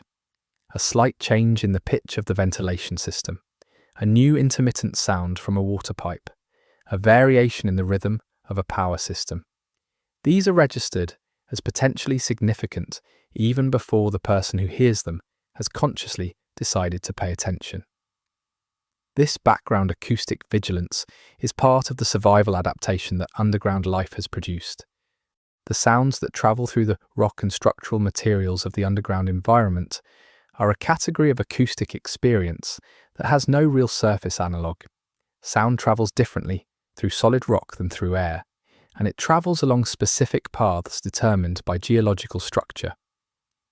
Underground communities have developed a practical understanding of this acoustic transmission that serves as an informal communication and warning system.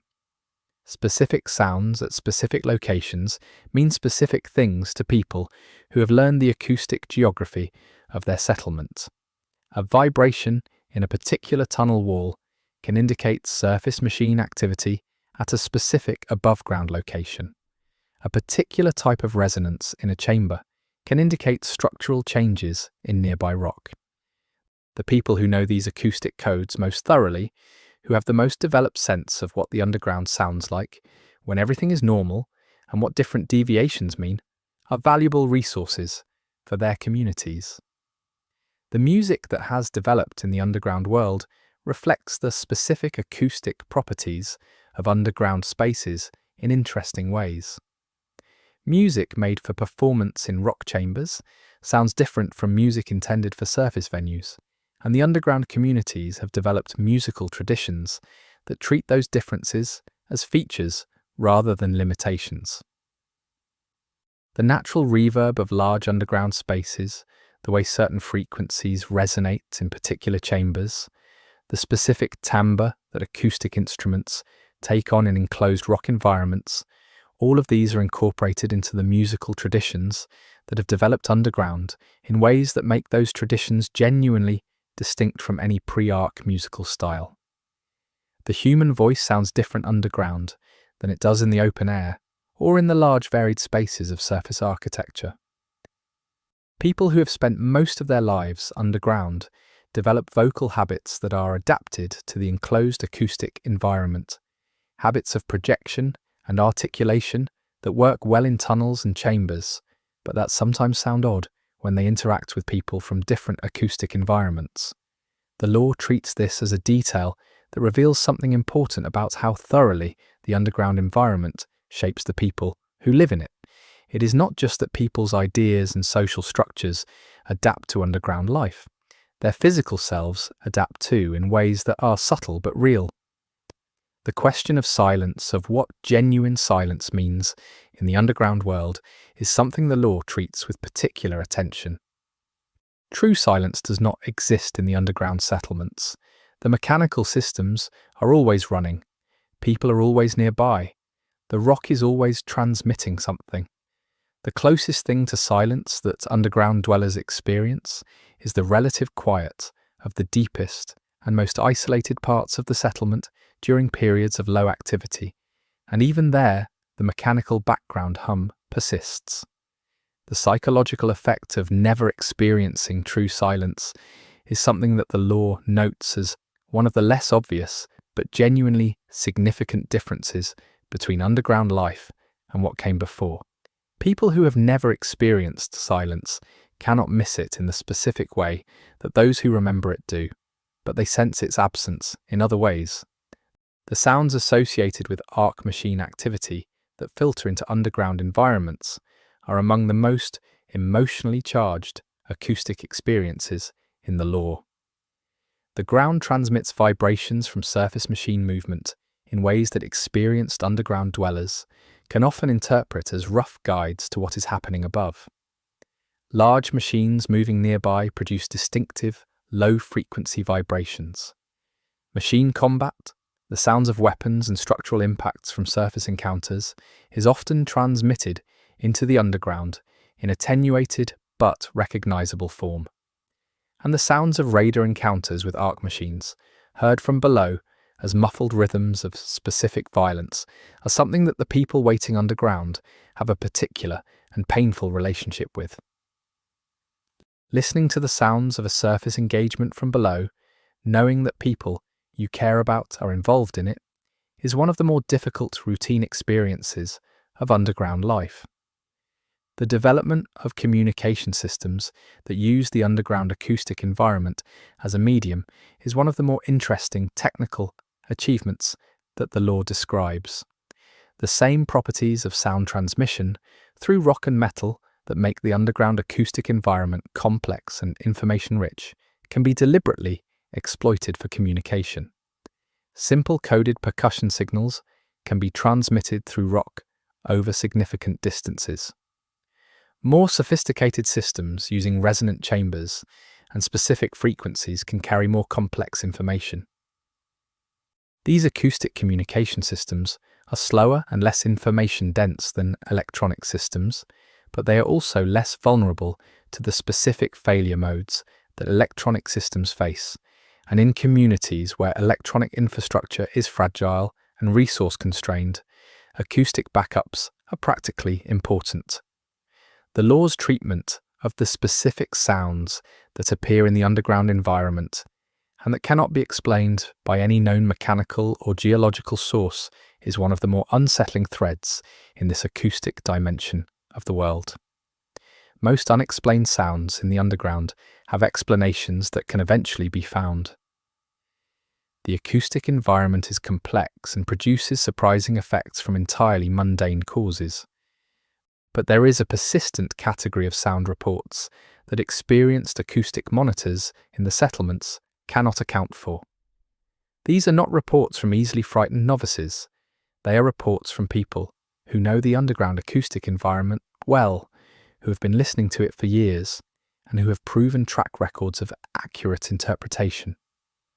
What they describe hearing does not correspond to any known source. Whether these sounds represent some form of arc machine activity at depths or distances that exceed normal monitoring capability, or something else entirely, is one of the questions that sits at the edge of the law's treatment of the underground world. The role of sound in the daily rhythms and cultural life of underground communities is one of the more humanizing aspects of the law's treatment of these settlements. Communities that have lost access to natural light cues have had to develop other systems for marking the passage of time, and sound plays a significant role in those systems. Acoustic signals mark the transitions of the community's day. Specific sounds are associated with specific types of work and specific community activities. Music marks celebrations and mournings and transitions. The acoustic texture of a community's daily life is one of the things that makes different settlements feel distinct from each other, one of the ways that communities express their particular character and create the specific atmosphere that is theirs. When raiders who have visited multiple communities compare them, they often describe the acoustic differences as much as any other feature. Chapter 12. What the children know. The knowledge that children in the underground communities have about their world is shaped by what adults choose to tell them and what they discover on their own, and those two sources of knowledge do not always match. Adults in the underground world carry the weight of a history that they must decide how much of to share with the young people who will inherit it. Different communities have made different choices about this. Some maintain a strong tradition of age-appropriate honesty, gradually introducing children to the full complexity of their situation as they develop the capacity to handle it. Others maintain protective narratives that soften the truth in ways intended to preserve childhood in an environment that makes true childhood difficult. The law treats neither approach as simply correct, presenting both as genuine attempts to do right by children in genuinely difficult circumstances. The specific things that underground-born children imagine about the surface are shaped by the cultural materials available to them: old recordings, images, stories told by adults, the accounts raiders bring back, the specific way their community talks about what is above and what is coming.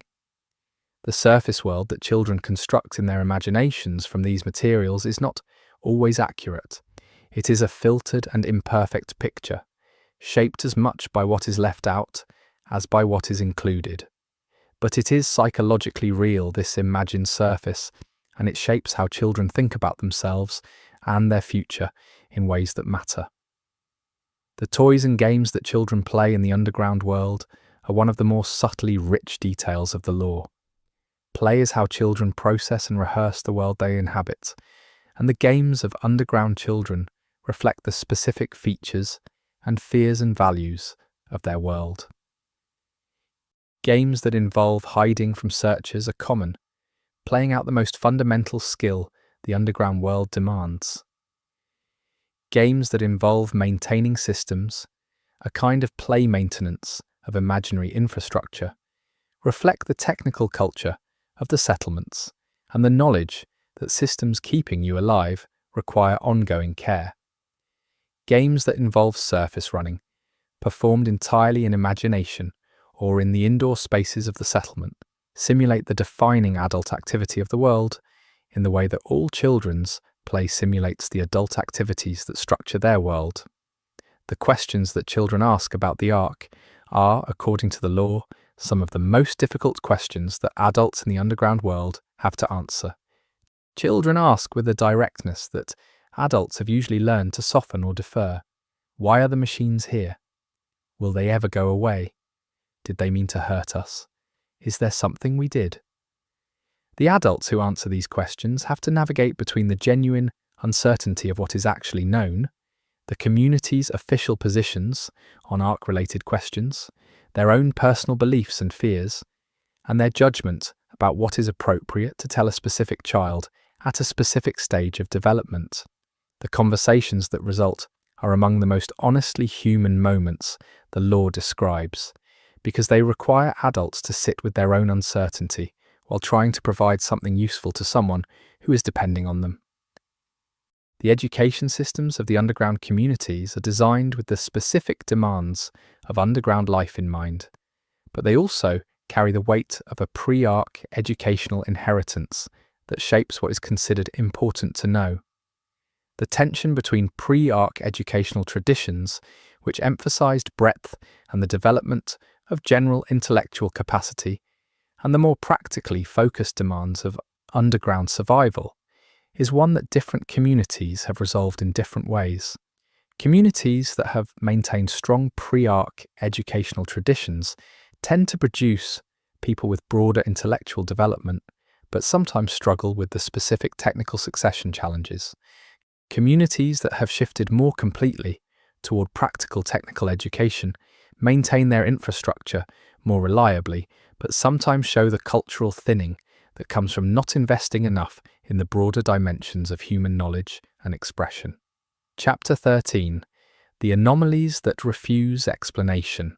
Every coherent understanding of the Ark that underground researchers have managed to develop has at its edges a set of anomalies that do not fit, evidence that contradicts the working model, observations that should not be possible if the current understanding is correct. The researchers who have engaged most seriously with the Ark's lore do not ignore these anomalies. They treat them as the most important data available because it is where an understanding breaks down that you learn the most about whether the understanding is actually correct. The anomalies in Ark Raiders lore are not random loose ends. They are deliberate threads that point toward dimensions of the story that have not yet been fully told. The first major category of anomaly involves Ark machine behavior in certain specific locations that differs radically from behavior elsewhere.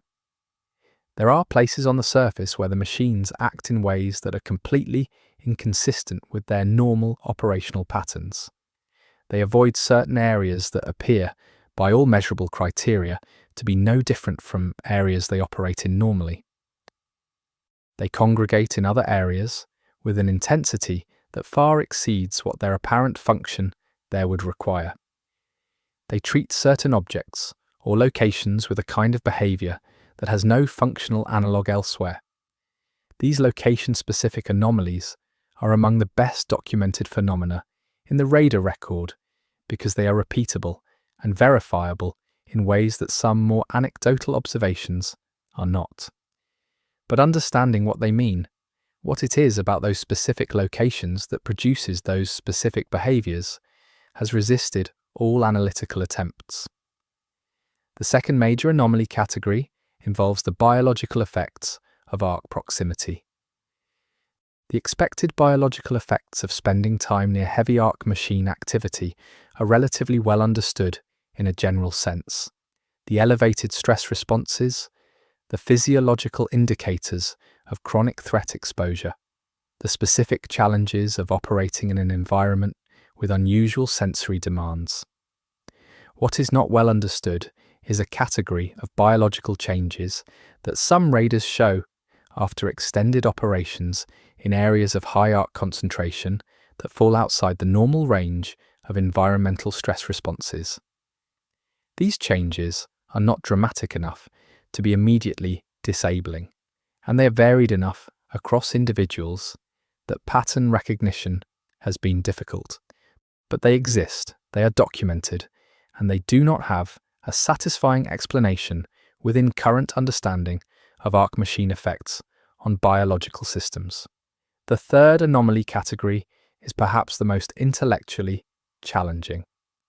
It involves the behavior of certain recovered arc components when they are studied in isolation, removed from any operational machine.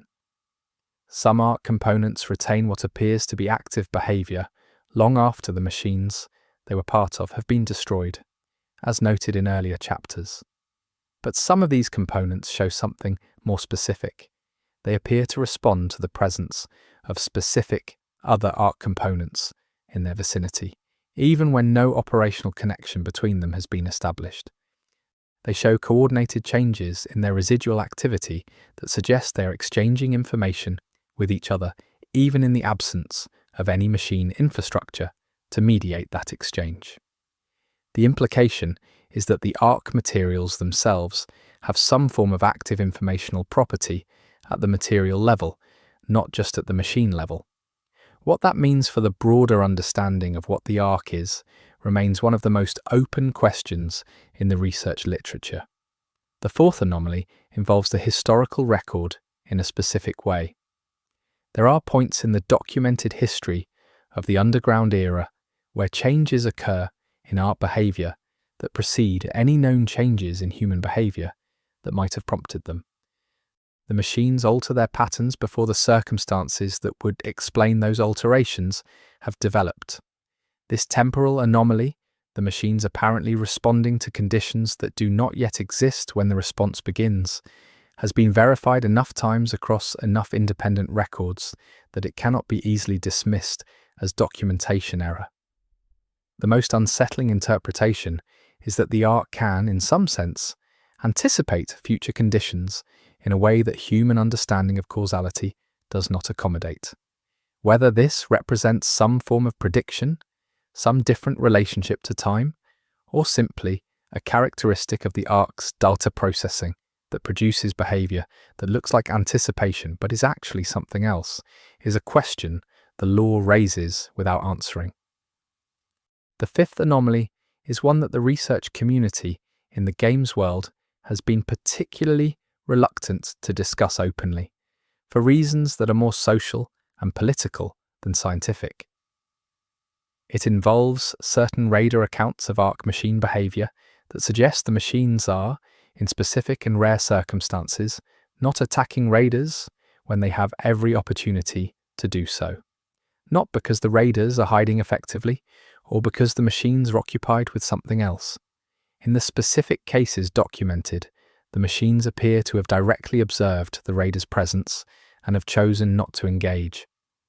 These accounts are dismissed by many researchers as misinterpretation of machine behavior or as the wishful thinking of people in dangerous situations.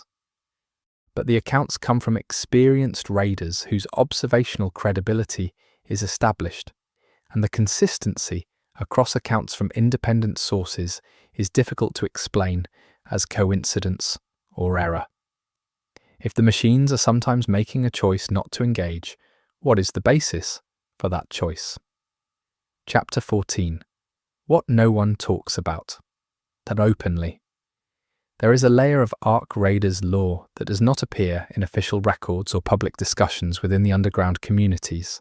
It is passed in whispers between raiders, in the careful language of researchers who want to share what they know without becoming professionally or socially compromised.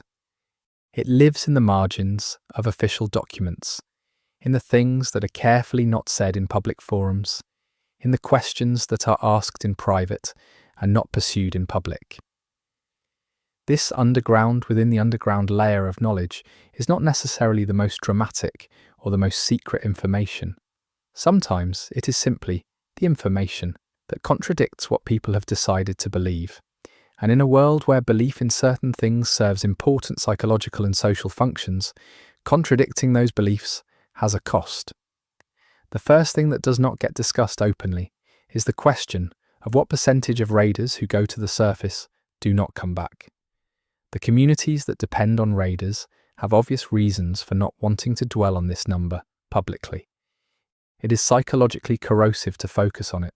The people who are considering becoming raiders need to be able to make a clear-eyed assessment of the risk, but the communities that need raiders also need to recruit them, and there is an inherent tension between accurate risk communication and recruitment. The law suggests that the actual numbers, when examined carefully, are more variable than most people know. Some communities have much higher raider loss rates than others, for reasons that are not always publicly acknowledged or examined. And the variation in those rates, what produces it, what the high loss communities are doing differently from the low loss ones, is information that should be widely shared, but often is not. The second thing that does not get discussed openly is the evidence that suggests some Ark machine types are changing in ways that represent genuine development rather than simply operational adaptation.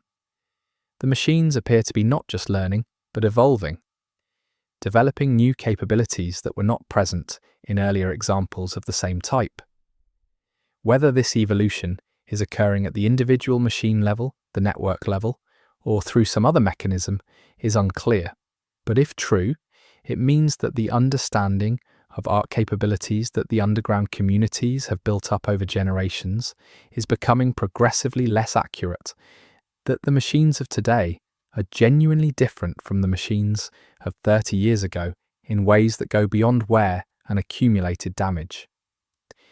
The implications for raider safety and community defense planning are significant, and the reluctance to discuss it publicly reflects both the genuine uncertainty around the evidence and the genuine difficulty of the practical implications. The third thing that does not get discussed openly is the question of what certain factions actually know about the Ark that they have not shared with other communities. The research efforts of different factions have been conducted independently and with varying levels of openness about their findings. The most productive research programs have generated information that, for various strategic reasons, their parent factions have chosen not to share publicly. Whether this represents legitimate strategic calculation or a failure of the mutual responsibility that the underground communities theoretically owe each other is a question that the raiders who operate across factional lines are in the best position to assess. And some of what they have been able to piece together from comparing partial information across factional lines suggests that the aggregate of what is known about the Ark is considerably more than what any single community or faction has formally acknowledged. The fourth thing that does not get discussed openly is the psychological state of the research community that has engaged most deeply with Ark study. The researchers who have spent the most time and effort on the most difficult Ark questions are, as a group, showing signs of something that their colleagues who have not gone as deep tend not to show. It is not simple burnout or stress, though both of those are present.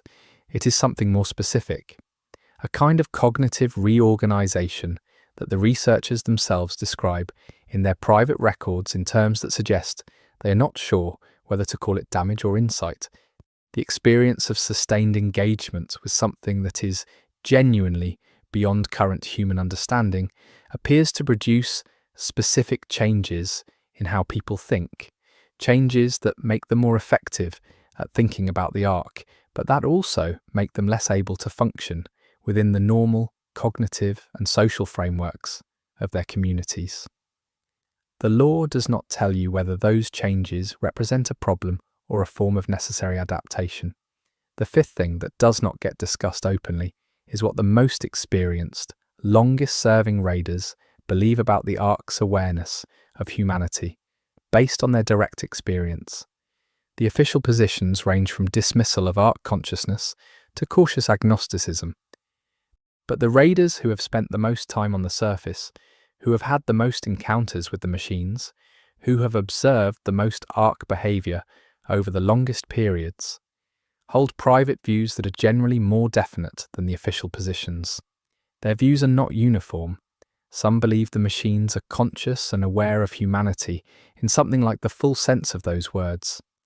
Others believe the machines are running processes sophisticated enough to produce behavior that looks like awareness, without anything that could meaningfully be called experience underlying it. But very few of the most experienced raiders hold the comfortable position that the machines are simply mechanical processes with no more awareness than a clock. The experience of extended direct interaction with ark machines tends to erode that position, without providing a confident alternative to replace it. The sixth thing that does not get discussed openly cuts closest to the center of what the ark raiders' world is built on. It is the possibility that the underground community's survival until now has not been entirely a function of their own skill and determination. That something about the situation has been managed in ways that go beyond what human agency has produced.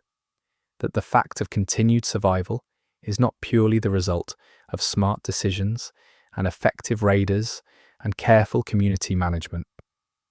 The evidence for this position is circumstantial and incomplete. But it is the kind of circumstantial and incomplete evidence that, when you lay it all out, starts to look less like coincidence and more like pattern. And if it is a pattern, if survival has been managed in some way that the communities themselves did not produce, the question of who or what has been managing it is one that changes everything about how the world of ark raiders should be understood. The seventh thing that does not get discussed openly is the simplest and the hardest. What if the choices that were made in the early years, the choices about who got access to shelters and who did not, about which communities received support and which were left to face the machines without it, were not simply the chaotic results of an impossible situation? What if some of those choices were made deliberately by people who had more advanced knowledge of the ark's arrival than they shared publicly, and who used that knowledge to secure their own survival at others' expense? The historical evidence for this is fragmentary and ambiguous. The alternative explanation, that the uneven distribution of survival resources was simply the result of uneven pre-ark preparation and chaotic circumstances, is sufficient to explain most of what is observed. But not all of it, and the portion that is not explained by chaos alone is something that the communities with the most to lose from that explanation have worked hardest to keep from becoming common knowledge. The surface continues to be what it is. The machines continue their work, inscrutable and relentless, pursuing an agenda that humanity can observe but cannot fully interpret. The raiders continue to go up and come back, or not come back, carrying with them the resources and knowledge that keep the underground world alive. The researchers continue to push at the edges of what is understood, finding new anomalies as fast as they resolve old ones, accumulating data that does not always assemble itself into comfortable pictures. The communities continue to live in all the complicated, imperfect, genuinely human ways that people live when they have no better option and are determined to survive anyway. The questions at the center of this world do not resolve. They deepen. The ark is still there. It is still doing what it does. Continue from where you left off no matter what. 1249 Orchestrated narrative continuation from previous chapter checkpoint. Orchestrated narrative continuation from previous chapter checkpoint. Chapter 15. The language of survival. Every community that has survived underground long enough to develop a stable culture has also developed a language to go with it. Not an entirely new language, in most cases, though some communities have drifted far enough from their origin languages that communication with other communities requires deliberate effort and careful listening. What has developed more universally is a layer of vocabulary and expression that is specific to the underground world, a set of terms and phrases and communicative conventions that did not exist before the Ark's arrival, and that reflect the specific realities of life in the settlements. The law treats this linguistic development as one of the more revealing windows into what underground life is actually like from the inside, because language reflects experience in ways that more formal documentation often does not. The vocabulary that has developed around Ark machine types and behaviors is one of the most practically consequential areas of linguistic development in the underground communities. The official research designations for different Ark entities are precise and systematic, but also long and unwieldy, unsuitable for quick communication in the field. The vernacular terms that raiders have developed and that have gradually spread into the broader community vocabulary are shorter, more evocative, and often more practically informative than the official designations. A term that captures something about the way a specific machine type moves or sounds or behaves in particular conditions is more useful to a raider in the moment than a clinical classification label. The vernacular terminology has become the working language of surface operations, and the official terminology has been relegated to research documentation that most active raiders do not regularly consult. The words that underground communities have developed for time are among the more philosophically interesting linguistic developments described in the law. Time underground is marked differently than time on the surface, without the natural cues of day and night, of seasonal change, of the specific quality of light at different hours. The way time is experienced, and therefore the way it is talked about, changes. Communities have developed their own temporal vocabularies, built around the rhythms that actually structure underground life: shift changes, maintenance cycles, the timing of raider departures and returns, community meal schedules. These rhythms create a temporal texture that is real and structuring, but that is also entirely artificial, chosen and maintained rather than given by the natural world. The language that has developed around these artificial rhythms reflects a different relationship to time than existed in the surface world. The specific expressions that have developed around risk and danger in underground communities reveal something important about the psychology of sustained threat. Surface languages have many words for fear and danger, but they tend toward the dramatic. The vocabulary that has developed in underground communities around these concepts tends toward the precise and the practical rather than the dramatic.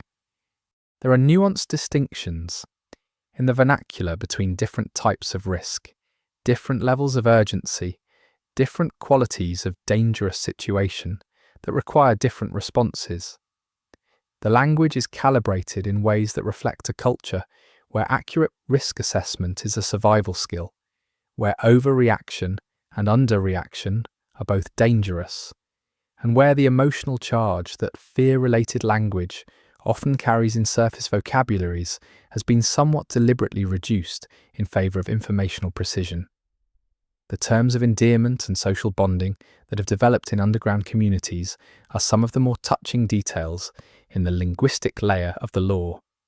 Close relationships in the underground world are sustained under conditions of genuine scarcity and genuine threat, and the language of those relationships reflects both the warmth they contain and the specific conditions they exist within. There are terms for the person who checks your equipment before a surface run, a role intimate enough in its implications to have developed specific vocabulary. There are terms for the community members who maintain the systems that keep everyone alive, terms that carry a weight of genuine gratitude that surface world technical roles rarely attracted. There are terms for the specific quality of silence between people who have been through something together that cannot be described to those who are not there. The language that has developed around the arc itself is something researchers have found worth studying in its own right, because it reveals how different communities have chosen to conceptualize what they are dealing with. Some communities' vernacular vocabulary for the arc and its machines reflects a framework in which the machines are essentially forces of nature, powerful and dangerous, but not possessed of agency or intention. The words used suggest weather, geological processes, the kind of threat you adapt to rather than oppose. Other communities' vocabulary reflects a framework in which the machines are opponents, entities with purposes that can in principle be opposed and countered. The words suggest adversaries, enemies, something with will that can be met by will. The difference between these linguistic frameworks has practical implications for how communities approach raider training and strategy, because what you think you are dealing with shapes how you try to deal with it. This variation in mutual knowledge creates interesting social dynamics. Communities that are well connected to others benefit from the information and resources that connectivity provides. Communities that are more isolated may develop more distinctive local cultures, but they also lack the safety net that connection to others can provide. The law suggests that the overall level of connectivity between underground communities has increased over time as communication and travel systems have been developed and refined, but that significant variation in connectivity still exists in the game's present. The medical situation in underground communities is something the law treats as one of the more persistent practical challenges of the world. Medical knowledge and supplies are both limited and essential. The communities that have managed to maintain or develop the most sophisticated medical capabilities have significant advantages in survival terms, because the consequences of illness and injury, which cannot be avoided entirely even underground, are more severe when effective treatment is not available. Some communities have developed genuine medical sophistication, maintaining and expanding the knowledge that existed before the Ark's arrival and developing new approaches suited to their specific conditions. Others operate with more limited capabilities and manage with what they have. The variation in medical capability across the underground world is one of the inequalities that the law notes as a source of tension between communities. The concept of property and ownership in underground communities has evolved in ways that differ from the surface world it descended from. Space is too limited and resources too scarce for the kind of expansive individual property rights that existed in surface civilization. The law suggests that most underground communities operate with systems that balance individual ownership with collective claims, where personal property exists, but where critical resources and infrastructure are managed collectively. The specific form that balance takes varies from community to community, and the law treats the resulting variety of economic cultures as part of what makes the underground world diverse and interesting. Some communities are more communal in their orientation. Others maintain stronger individual property traditions, and the tensions between those orientations, both within communities and between them, are part of the ongoing social life of the underground. The children of the underground are, in some ways, the most interesting figures the law describes. They have never known the surface world. The sky is abstract to them, known from descriptions and old images and recordings, but not from experience. The machines that dominate the world above are present in their lives primarily as threat and context, the reason their world is what it is, but not as something they have encountered directly. They grow up in a world that their parents and grandparents created out of necessity, and they inhabit it differently than those who built it. They are not haunted by what was lost in the way the older generations are, or at least they are haunted by it differently, through inherited stories rather than personal memory. And yet the world they have grown up in is, in its own way, their home, with all the attachment and familiarity that implies. The underground community's relationship to history and memory is one of the more culturally rich aspects of the law. What is remembered and how it is remembered varies between communities, but all of them grapple with the challenge of maintaining connection to a past that is receding. The pre-arc world is history now, for most people, not living memory. And the history that has been preserved is incomplete and imperfect, shaped by what survived and what was chosen for transmission, and how the choices made in transmission reflected the values and concerns of each successive generation. The law suggests that significant historical distortion has accumulated over the generations since the Ark's arrival, that what most people in the underground world believe about the past is a mixture of genuine history and accumulated myth. And some of what has been distorted may be important for understanding the current situation. The role of technology in underground communities is double-edged. Technology, specifically the mechanical and electronic systems that manage air and water and food production, is what makes underground survival possible at all. Without it, the communities would not exist. But technology is also scarce and difficult to maintain without access to the surface resources and manufacturing capabilities of the pre-Ark world. Underground communities have developed significant ingenuity in maintaining and adapting existing technology and in developing new solutions with limited materials. The technical culture of the underground is one of the more distinctive aspects of the world, characterized by extreme resourcefulness, deep practical knowledge, and a relationship to technology that is simultaneously reverent and completely unsentimental. Technology works or it does not. When it does not, people die. The spiritual and philosophical life of the underground communities is something the law touches on with careful specificity. Different communities have developed different responses to the profound existential challenge of their situation. Some have maintained or adapted pre-Ark religious traditions. Others have developed new frameworks that make sense of the world as it actually is, frameworks that incorporate the Ark into cosmological or spiritual narratives in various ways. Some communities have arrived at more secular philosophical traditions, focused on practical ethics and human meaning without supernatural framework. The variety of these responses to the same fundamental situation reflects the broader human diversity of the world, and the law treats them with respect rather than judgment, presenting them as genuine attempts to make sense of an extraordinary and difficult situation. The economic relationships between underground communities have become one of the more complex features of the world over time.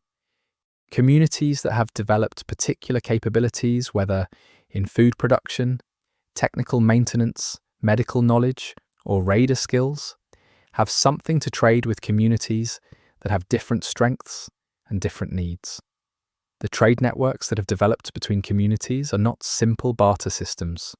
They involve trust, reciprocal obligation, and complex multi-party arrangements that reflect sophisticated economic thinking developed under unusual conditions.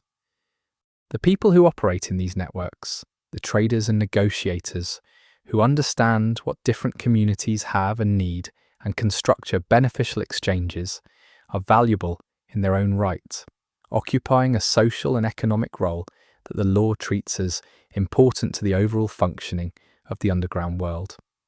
The role of information in the underground community's decision-making is something the law treats as both crucial and complicated. Information about Ark machine behavior and movements is life or death important for raider operations and community safety. Information about what other communities are doing and what conditions are like elsewhere is important for trade and alliance decisions. Information about the history of the world before the Ark is important for understanding the present.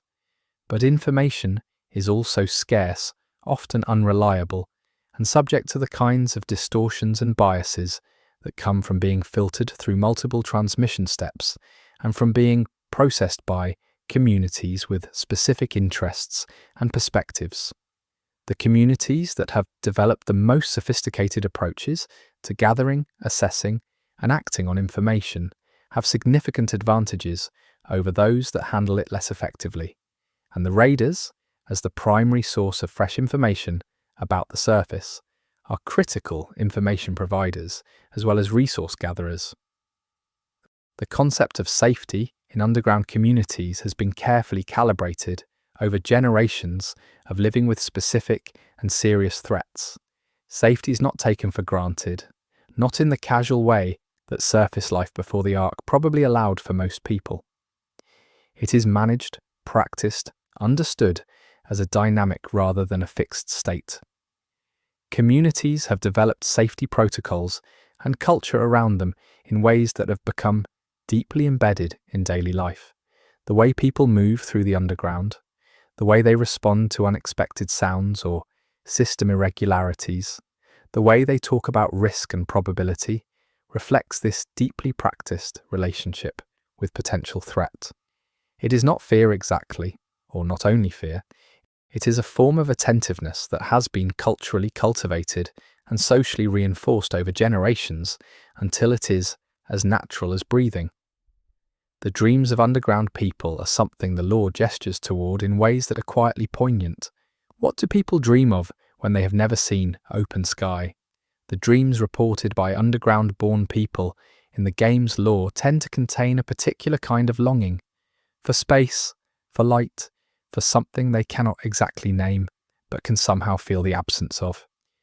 Whether this represents some deep biological inheritance, some carried memory of what the human body expects the world to be, or simply the result of hearing and reading so much about the surface that it occupies their imaginations powerfully, is a question the law leaves open. But the dreams are there in the records, and they are part of the human texture of the world.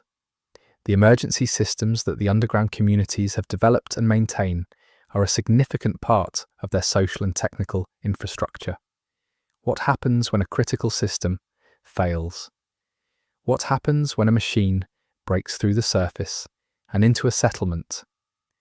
What happens when there is a major structural failure? The emergency protocols that have been developed over generations are serious and practiced regularly. Communities that have experienced major emergencies have learned from them, often at enormous cost, and built the lessons into their standard practices. Communities that have been fortunate enough not to face major emergencies sometimes discover in a crisis that their preparedness is less than they thought. The law treats emergency preparedness as one of the more concrete ways that community character and competence reveals itself.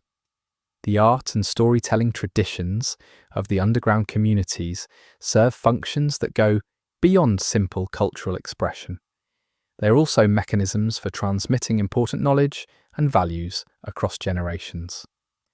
Stories encode lessons about machine behavior, about successful raider tactics, about the history of the community and what it has been through. The particular art forms that have developed in the underground reflect the specific constraints and affordances of that environment. Visual art adapted to underground spaces uses different materials and different light sources than surface art did. Music developed in ways that reflect the acoustics of tunnel and chamber environments. The storytelling traditions emphasize different virtues and different forms of heroism than surface culture probably did. The concept of leadership in underground communities is one that the law treats with interesting nuance. What kind of person leads a community whose survival depends on complex technical systems, dangerous surface operations, and careful management of limited resources? The most effective leaders, the law describes, are not necessarily the most charismatic or the most forceful. They tend to be people who understand the systems they are responsible for, who can process complex information and make good decisions under pressure, and who understand the social dynamics of their community well enough to maintain cooperation and trust even when making difficult or unpopular decisions. The leadership cultures of different communities reflect their particular histories and values, and the variation in how leadership is understood and practiced is one of the ways the law distinguishes communities from each other. Chapter 4. The Raiders and Who They Are. The raider identity is one that developed over time out of practical necessity, but that has become something more than simply a job description. Being a raider in the world of arc raiders means occupying a specific social position that comes with particular privileges, particular responsibilities, and particular psychological demands. The law is careful to present raiders not as a uniform type, but as a diverse group of people who share a practice and a set of skills, while differing enormously in their personalities, motivations, values, and relationships to the work they do. What unites them is the willingness and ability to go to the surface and come back, which sounds simple and is not. The training that goes into making a raider varies between communities, but the law suggests some common elements that appear across different training traditions. Physical conditioning is necessary but not sufficient. The surface demands a kind of endurance and controlled exertion that is different from most underground physical activities. Raider candidates need to develop the ability to maintain effective functioning over extended periods of physical and psychological stress, which requires a specific kind of physical and mental preparation. Navigation skills are critical. The surface is not a mapped and familiar environment, and the ability to develop and maintain spatial awareness in a landscape that is constantly changed by arc activity, by weather, by the physical decay of old structures, is a skill that requires dedicated development. But the most important training element, according to the law, is not physical or technical. It is the development of what experienced raiders and raider trainers describe as the right relationship with fear. Fear is appropriate on the surface. It is an accurate response to the actual level of danger present. A raider who does not feel fear is probably not accurately perceiving the situation. But a raider who is controlled by fear, who cannot make clear decisions and take necessary actions in the presence of it, will not survive long and will not be useful to their community. The training processes that underground communities have developed for raider candidates focus significantly on developing this relationship with fear, on teaching candidates to feel it, acknowledge it, use the information it provides about actual risk levels, and act effectively in its presence. The equipment that raiders carry to the surface reflects both the resources available to their communities and the specific demands of surface operations. The law suggests that raider equipment is almost universally improvised, modified, or reconfigured from available materials.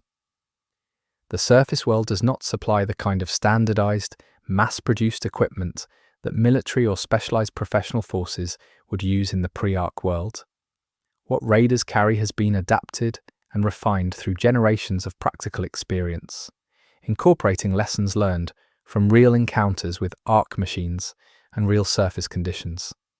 The equipment is not elegant, it is functional, maintained with obsessive care because, on the surface, equipment failure can be fatal, and it reflects the creative resourcefulness that is one of the most characteristic features of underground technology culture. The social position of raiders within their home communities is something the law treats with genuine complexity. Raiders are necessary. Everyone in an underground community understands that the resources they need from the surface would not be available without the people willing and able to go get them. This necessity gives raiders a certain social standing that is real and acknowledged, but the relationship is not simply one of respect and gratitude. There are tensions. Raiders are different from the rest of the community in ways that go beyond their practical role.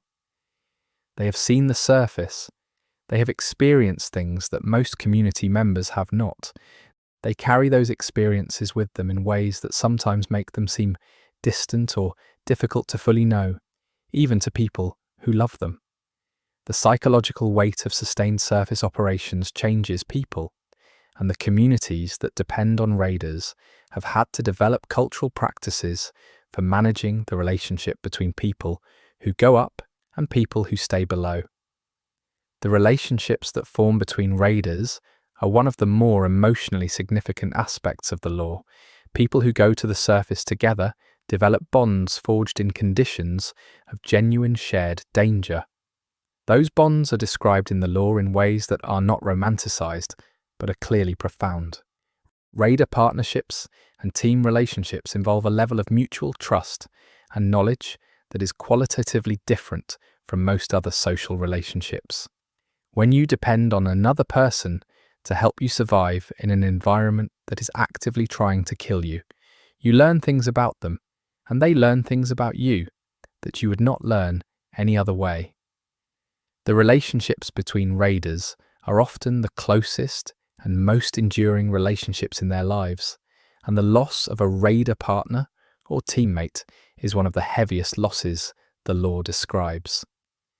The question of why individuals choose to become raiders when they have a choice, when they could remain in the relative safety of the underground community and take on other essential roles, is one the law explores through character and backstory. The motivations are diverse. Some raiders are driven primarily by the practical calculation that raider work, despite its dangers, offers certain opportunities and rewards that other roles do not. The access to surface finds, the social standing, the freedom of movement that surface operations provide, these are real attractions for people in constrained underground environments. Others are motivated by something more personal. A parent who went to the surface and did not come back, leaving a child who grows up wanting to understand what happened. A community that suffered a loss that could have been avoided if better information had been available from surface operations. A temperamental restlessness that the underground cannot accommodate. The law does not reduce raiders to a single type of motivation. The physical and psychological toll of long-term raider work is something the law treats honestly. The surface is a hostile environment, and repeated exposure to it takes its toll even on experienced raiders who survive every run. The physical demands are real and cumulative. The psychological demands of sustained vigilance, of regular encounters with life-threatening danger, of the constant management of fear and risk accumulate over time in ways that cannot be entirely mitigated even with strong support systems and good community practices. Long-term raiders often show the marks of their work in ways that are visible and in ways that are not. The law does not romanticize the wear that the job puts on people. It treats it as part of the honest reality of the raider existence. The relationship between raiders and the surface world itself is one that develops over time in ways that are not entirely predictable. Most people who become raiders begin by treating the surface as a workplace, a dangerous external environment that must be navigated safely to accomplish specific goals. But many raiders describe a shift in that relationship over time, particularly those who have spent many years doing the work. The surface becomes familiar, or at least less alien. Raiders develop knowledge of specific areas that amounts to something like intimacy. They know where certain arc machines are likely to be found, and when. They know which structures are still standing, and which have recently fallen. They know the sound the wind makes in specific locations, the particular quality of the light at different times of day. That knowledge is practically valuable, but it is also something more than practical. It is a relationship with a place that most people in their world will never know. The traditions around raider departures and returns are some of the more culturally rich elements the law describes. Different communities have developed different practices around these transitions, but most of them involve some acknowledgement of the seriousness of the moment and some form of community support for both the raiders going out and the people who care about them. The departure ceremonies and return celebrations that the law describes are not just social rituals. They are practical psychological mechanisms ways of managing the very real emotional weight of watching people. You depend on going to a situation where they might not come back. The specificity and earnestness of these traditions is one of the ways the law makes the world feel genuinely human. The knowledge that raiders accumulate over their careers is one of the underground community's most valuable assets, and the question of how that knowledge is preserved and transmitted is one that communities manage with varying degrees of success. A raider who survives long enough develops an understanding of the surface world, of arc behavior, of specific geographic areas and their hazards and opportunities that is extraordinarily valuable and extraordinarily difficult to formalize. Some of it can be written down and shared: maps, behavioral data, structural assessments of specific locations. But some of it is tacit knowledge, the kind that lives in the body, and the pattern recognition systems that develop through experience, and that is much harder to transmit. When an experienced raider dies, their community loses not just a person but a library that cannot be fully reconstructed. This is part of why the raider training traditions put significant emphasis on pairing new raiders with experienced ones, to allow tacit knowledge to transfer through experience rather than instruction. The economic relationship between raiders and their communities is something that varies across the underground world. In some communities, raiders work under essentially collective arrangements, where surface finds are treated as community property, and raiders are compensated through community support, rather than through personal ownership of what they bring back. In others, raiders work under more individual arrangements, retaining ownership of finds and trading them to the community or to other individuals. The law suggests that both systems have advantages and disadvantages, and that the most successful communities have developed pragmatic arrangements that balance community need with appropriate individual incentives. The tension between collective and individual claims on raider finds is a recurring source of friction in the law, both within communities and between them. The violence that raiders encounter on the surface is something the law handles with care. Raiders fight arc machines. Sometimes they fight them carefully, avoiding contact or disengaging quickly when an encounter threatens to become unmanageable. Sometimes they fight them with full commitment, when escape is not an option, or when a specific objective requires neutralizing machine opposition. The violence of those encounters is real and significant, and it shapes raiders in ways that matter. The law does not present violence as simple or clean. It presents it as a serious thing that leaves marks on the machines when it works, and on the raiders regardless. The capacity for effective violence that raider training develops is a tool, and like any tool, it has implications beyond its immediate use. The experience of seeing the surface world for the first time, for a new raider who has grown up underground, is something the law treats as one of the significant, formative experiences in a raider's development. The first emergence to the surface produces a range of reactions that the law describes across different characters. Some people find it overwhelming.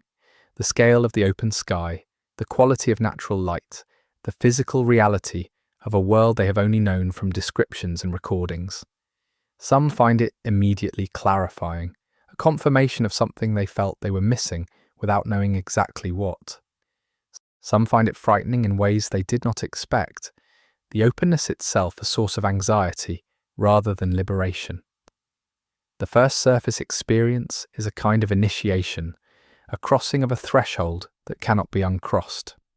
The communities of raiders that have formed over time, where multiple experienced raiders from the same settlement have worked together over many years, have their own internal cultures and traditions that are distinct from the broader community cultures they are part of. These raider communities within communities have their own hierarchies, their own ways of making decisions about surface operations, their own traditions around knowledge sharing and the management of risk. The law treats these subcultures with genuine interest, presenting them as organic developments that have emerged from the specific demands of the raider role and the specific social dynamics that develop among people who have shared sustained, dangerous experience. The relationship that raiders develop with Ark-machine behavior over long careers is one that the law describes in terms that suggest something like expertise in an adversary's patterns. Experienced raiders don't just know that a certain type of machine is dangerous. They know the specific ways it is dangerous, the particular patterns it exhibits, the specific sequences of behavior that precede an attack. They know when a machine is actively searching and when it is on a routine patrol. They know which behavioral signals indicate that a machine has detected something and is moving toward investigation, versus which signals indicate it is simply following a standard route. This expertise is hard-won and genuinely difficult to articulate, but it is one of the things that allows experienced raiders to operate on the surface in ways that would be suicidal for someone without that knowledge. Chapter 5. The Factions Below.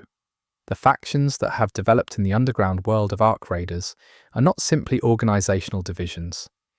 They are genuine expressions of different philosophies about how to survive in a world dominated by the Ark, what the right relationship between underground communities and the surface should be, and what the long-term future of humanity in this world might look like. The factions disagree with each other, sometimes bitterly. They compete for resources, for influence, for the allegiance of raiders and communities, but they also, however imperfectly, cooperate when they need to, because the alternative is a fragmentation that would benefit no one except possibly the Ark. The faction structures that exist in the game's present did not emerge fully formed. They developed over time from earlier, less organized groupings of people with similar views and interests. The process of faction formation is itself part of the lore, traceable through the records that survive from different periods of underground history. In the early years, people were too focused on immediate survival to invest heavily in organized ideological or strategic differences. The divisions that existed were more practical than philosophical. As stability increased and the long-term questions became more pressing, the philosophical differences that had always been present became more organized and more consequential.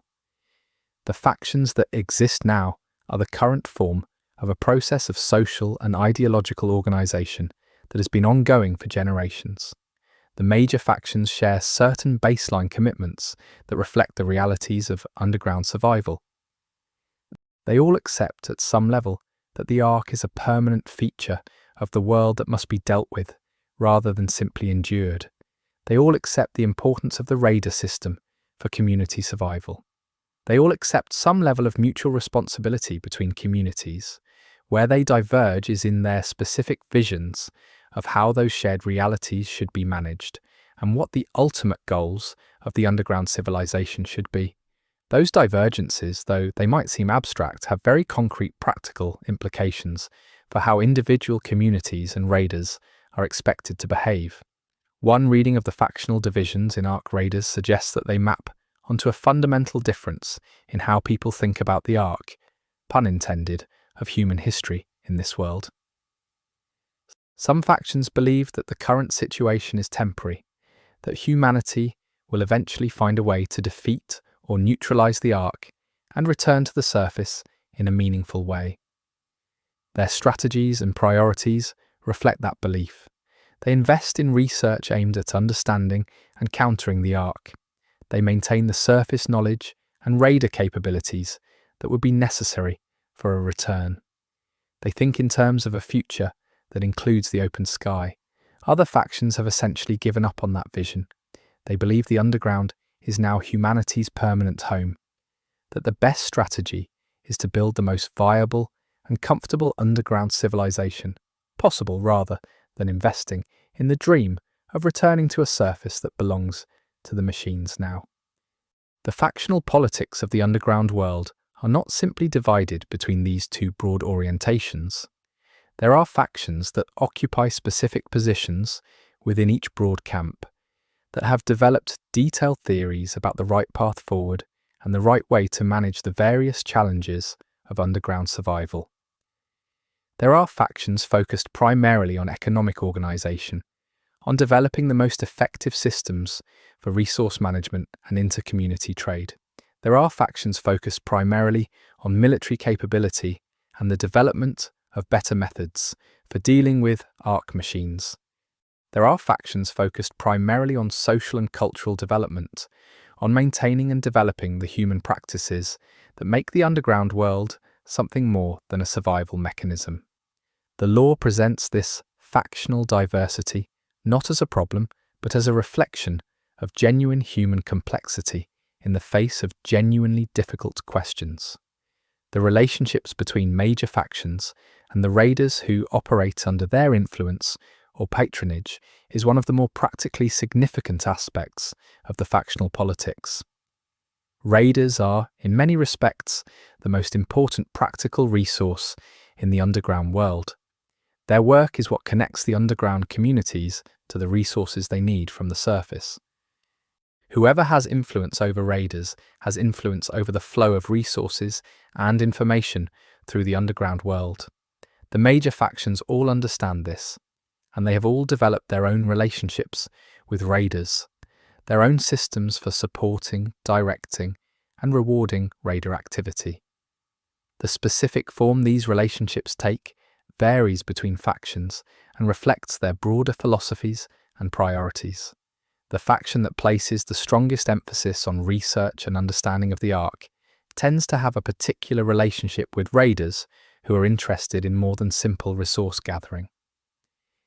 These raiders bring back not just materials but observations, behavioral data, samples of Ark machine components, and anything else that the faction's researchers can use to advance their understanding of the machines.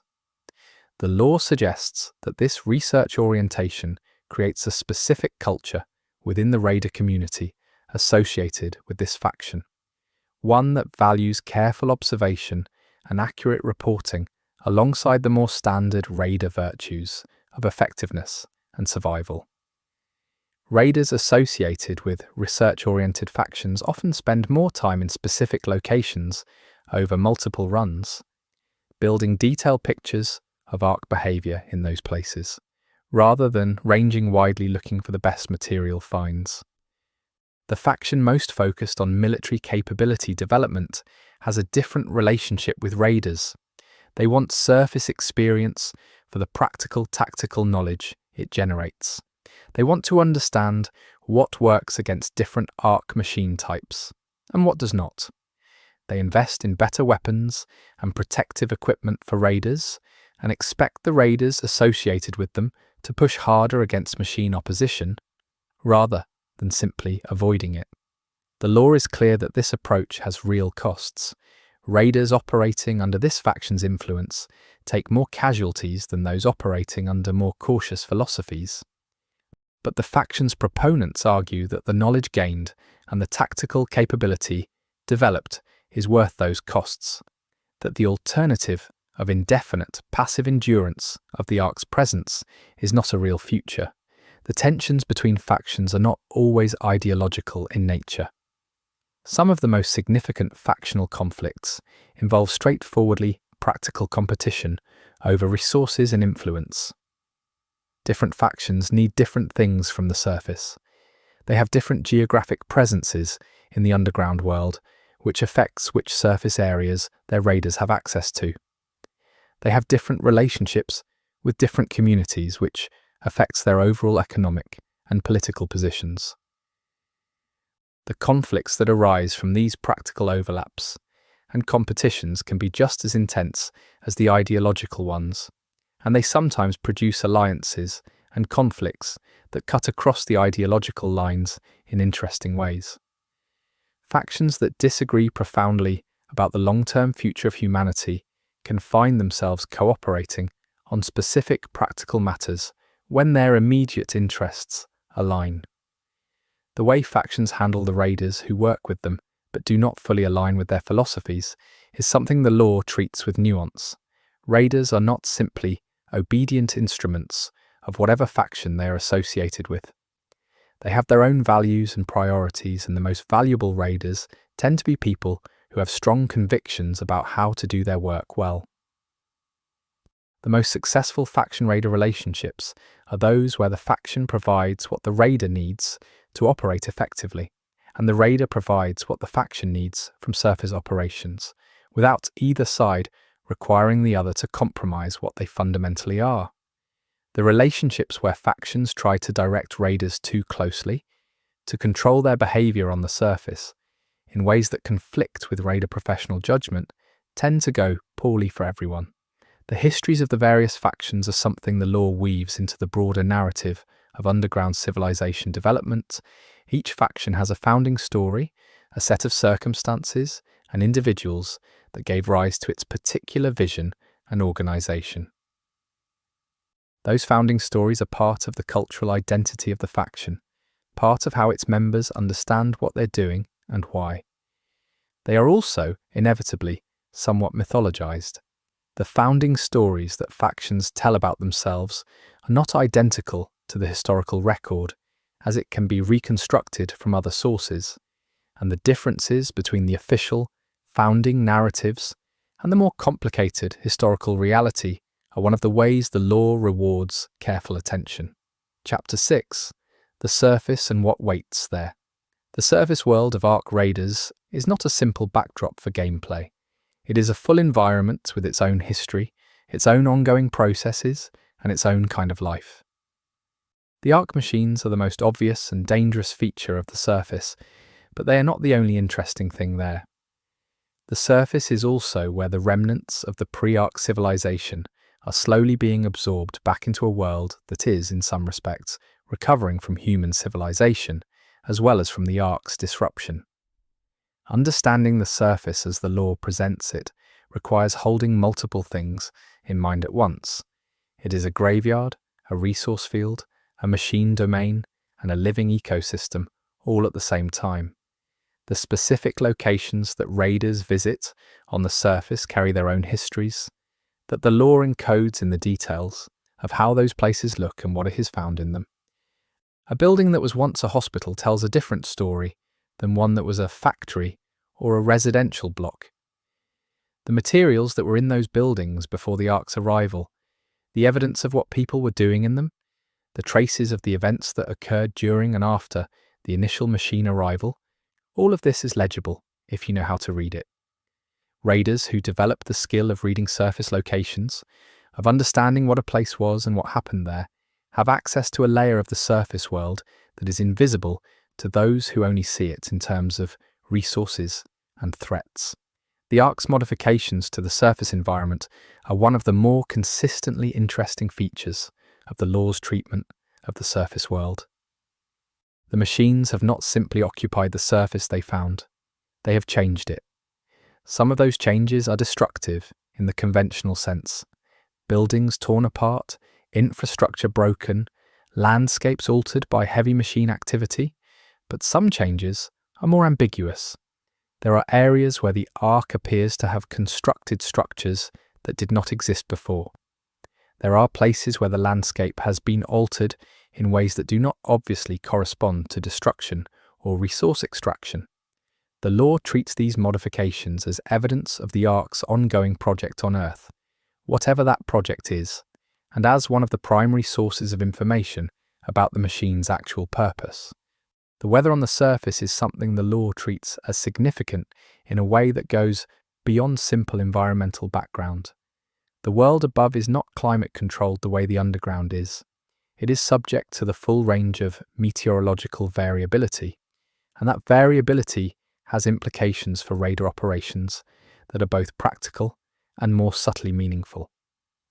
Rain and fog, and the particular qualities of different kinds of light and temperature affect how the machines behave, at least to some extent. Some weather conditions appear to reduce machine patrol activity, others seem to intensify it.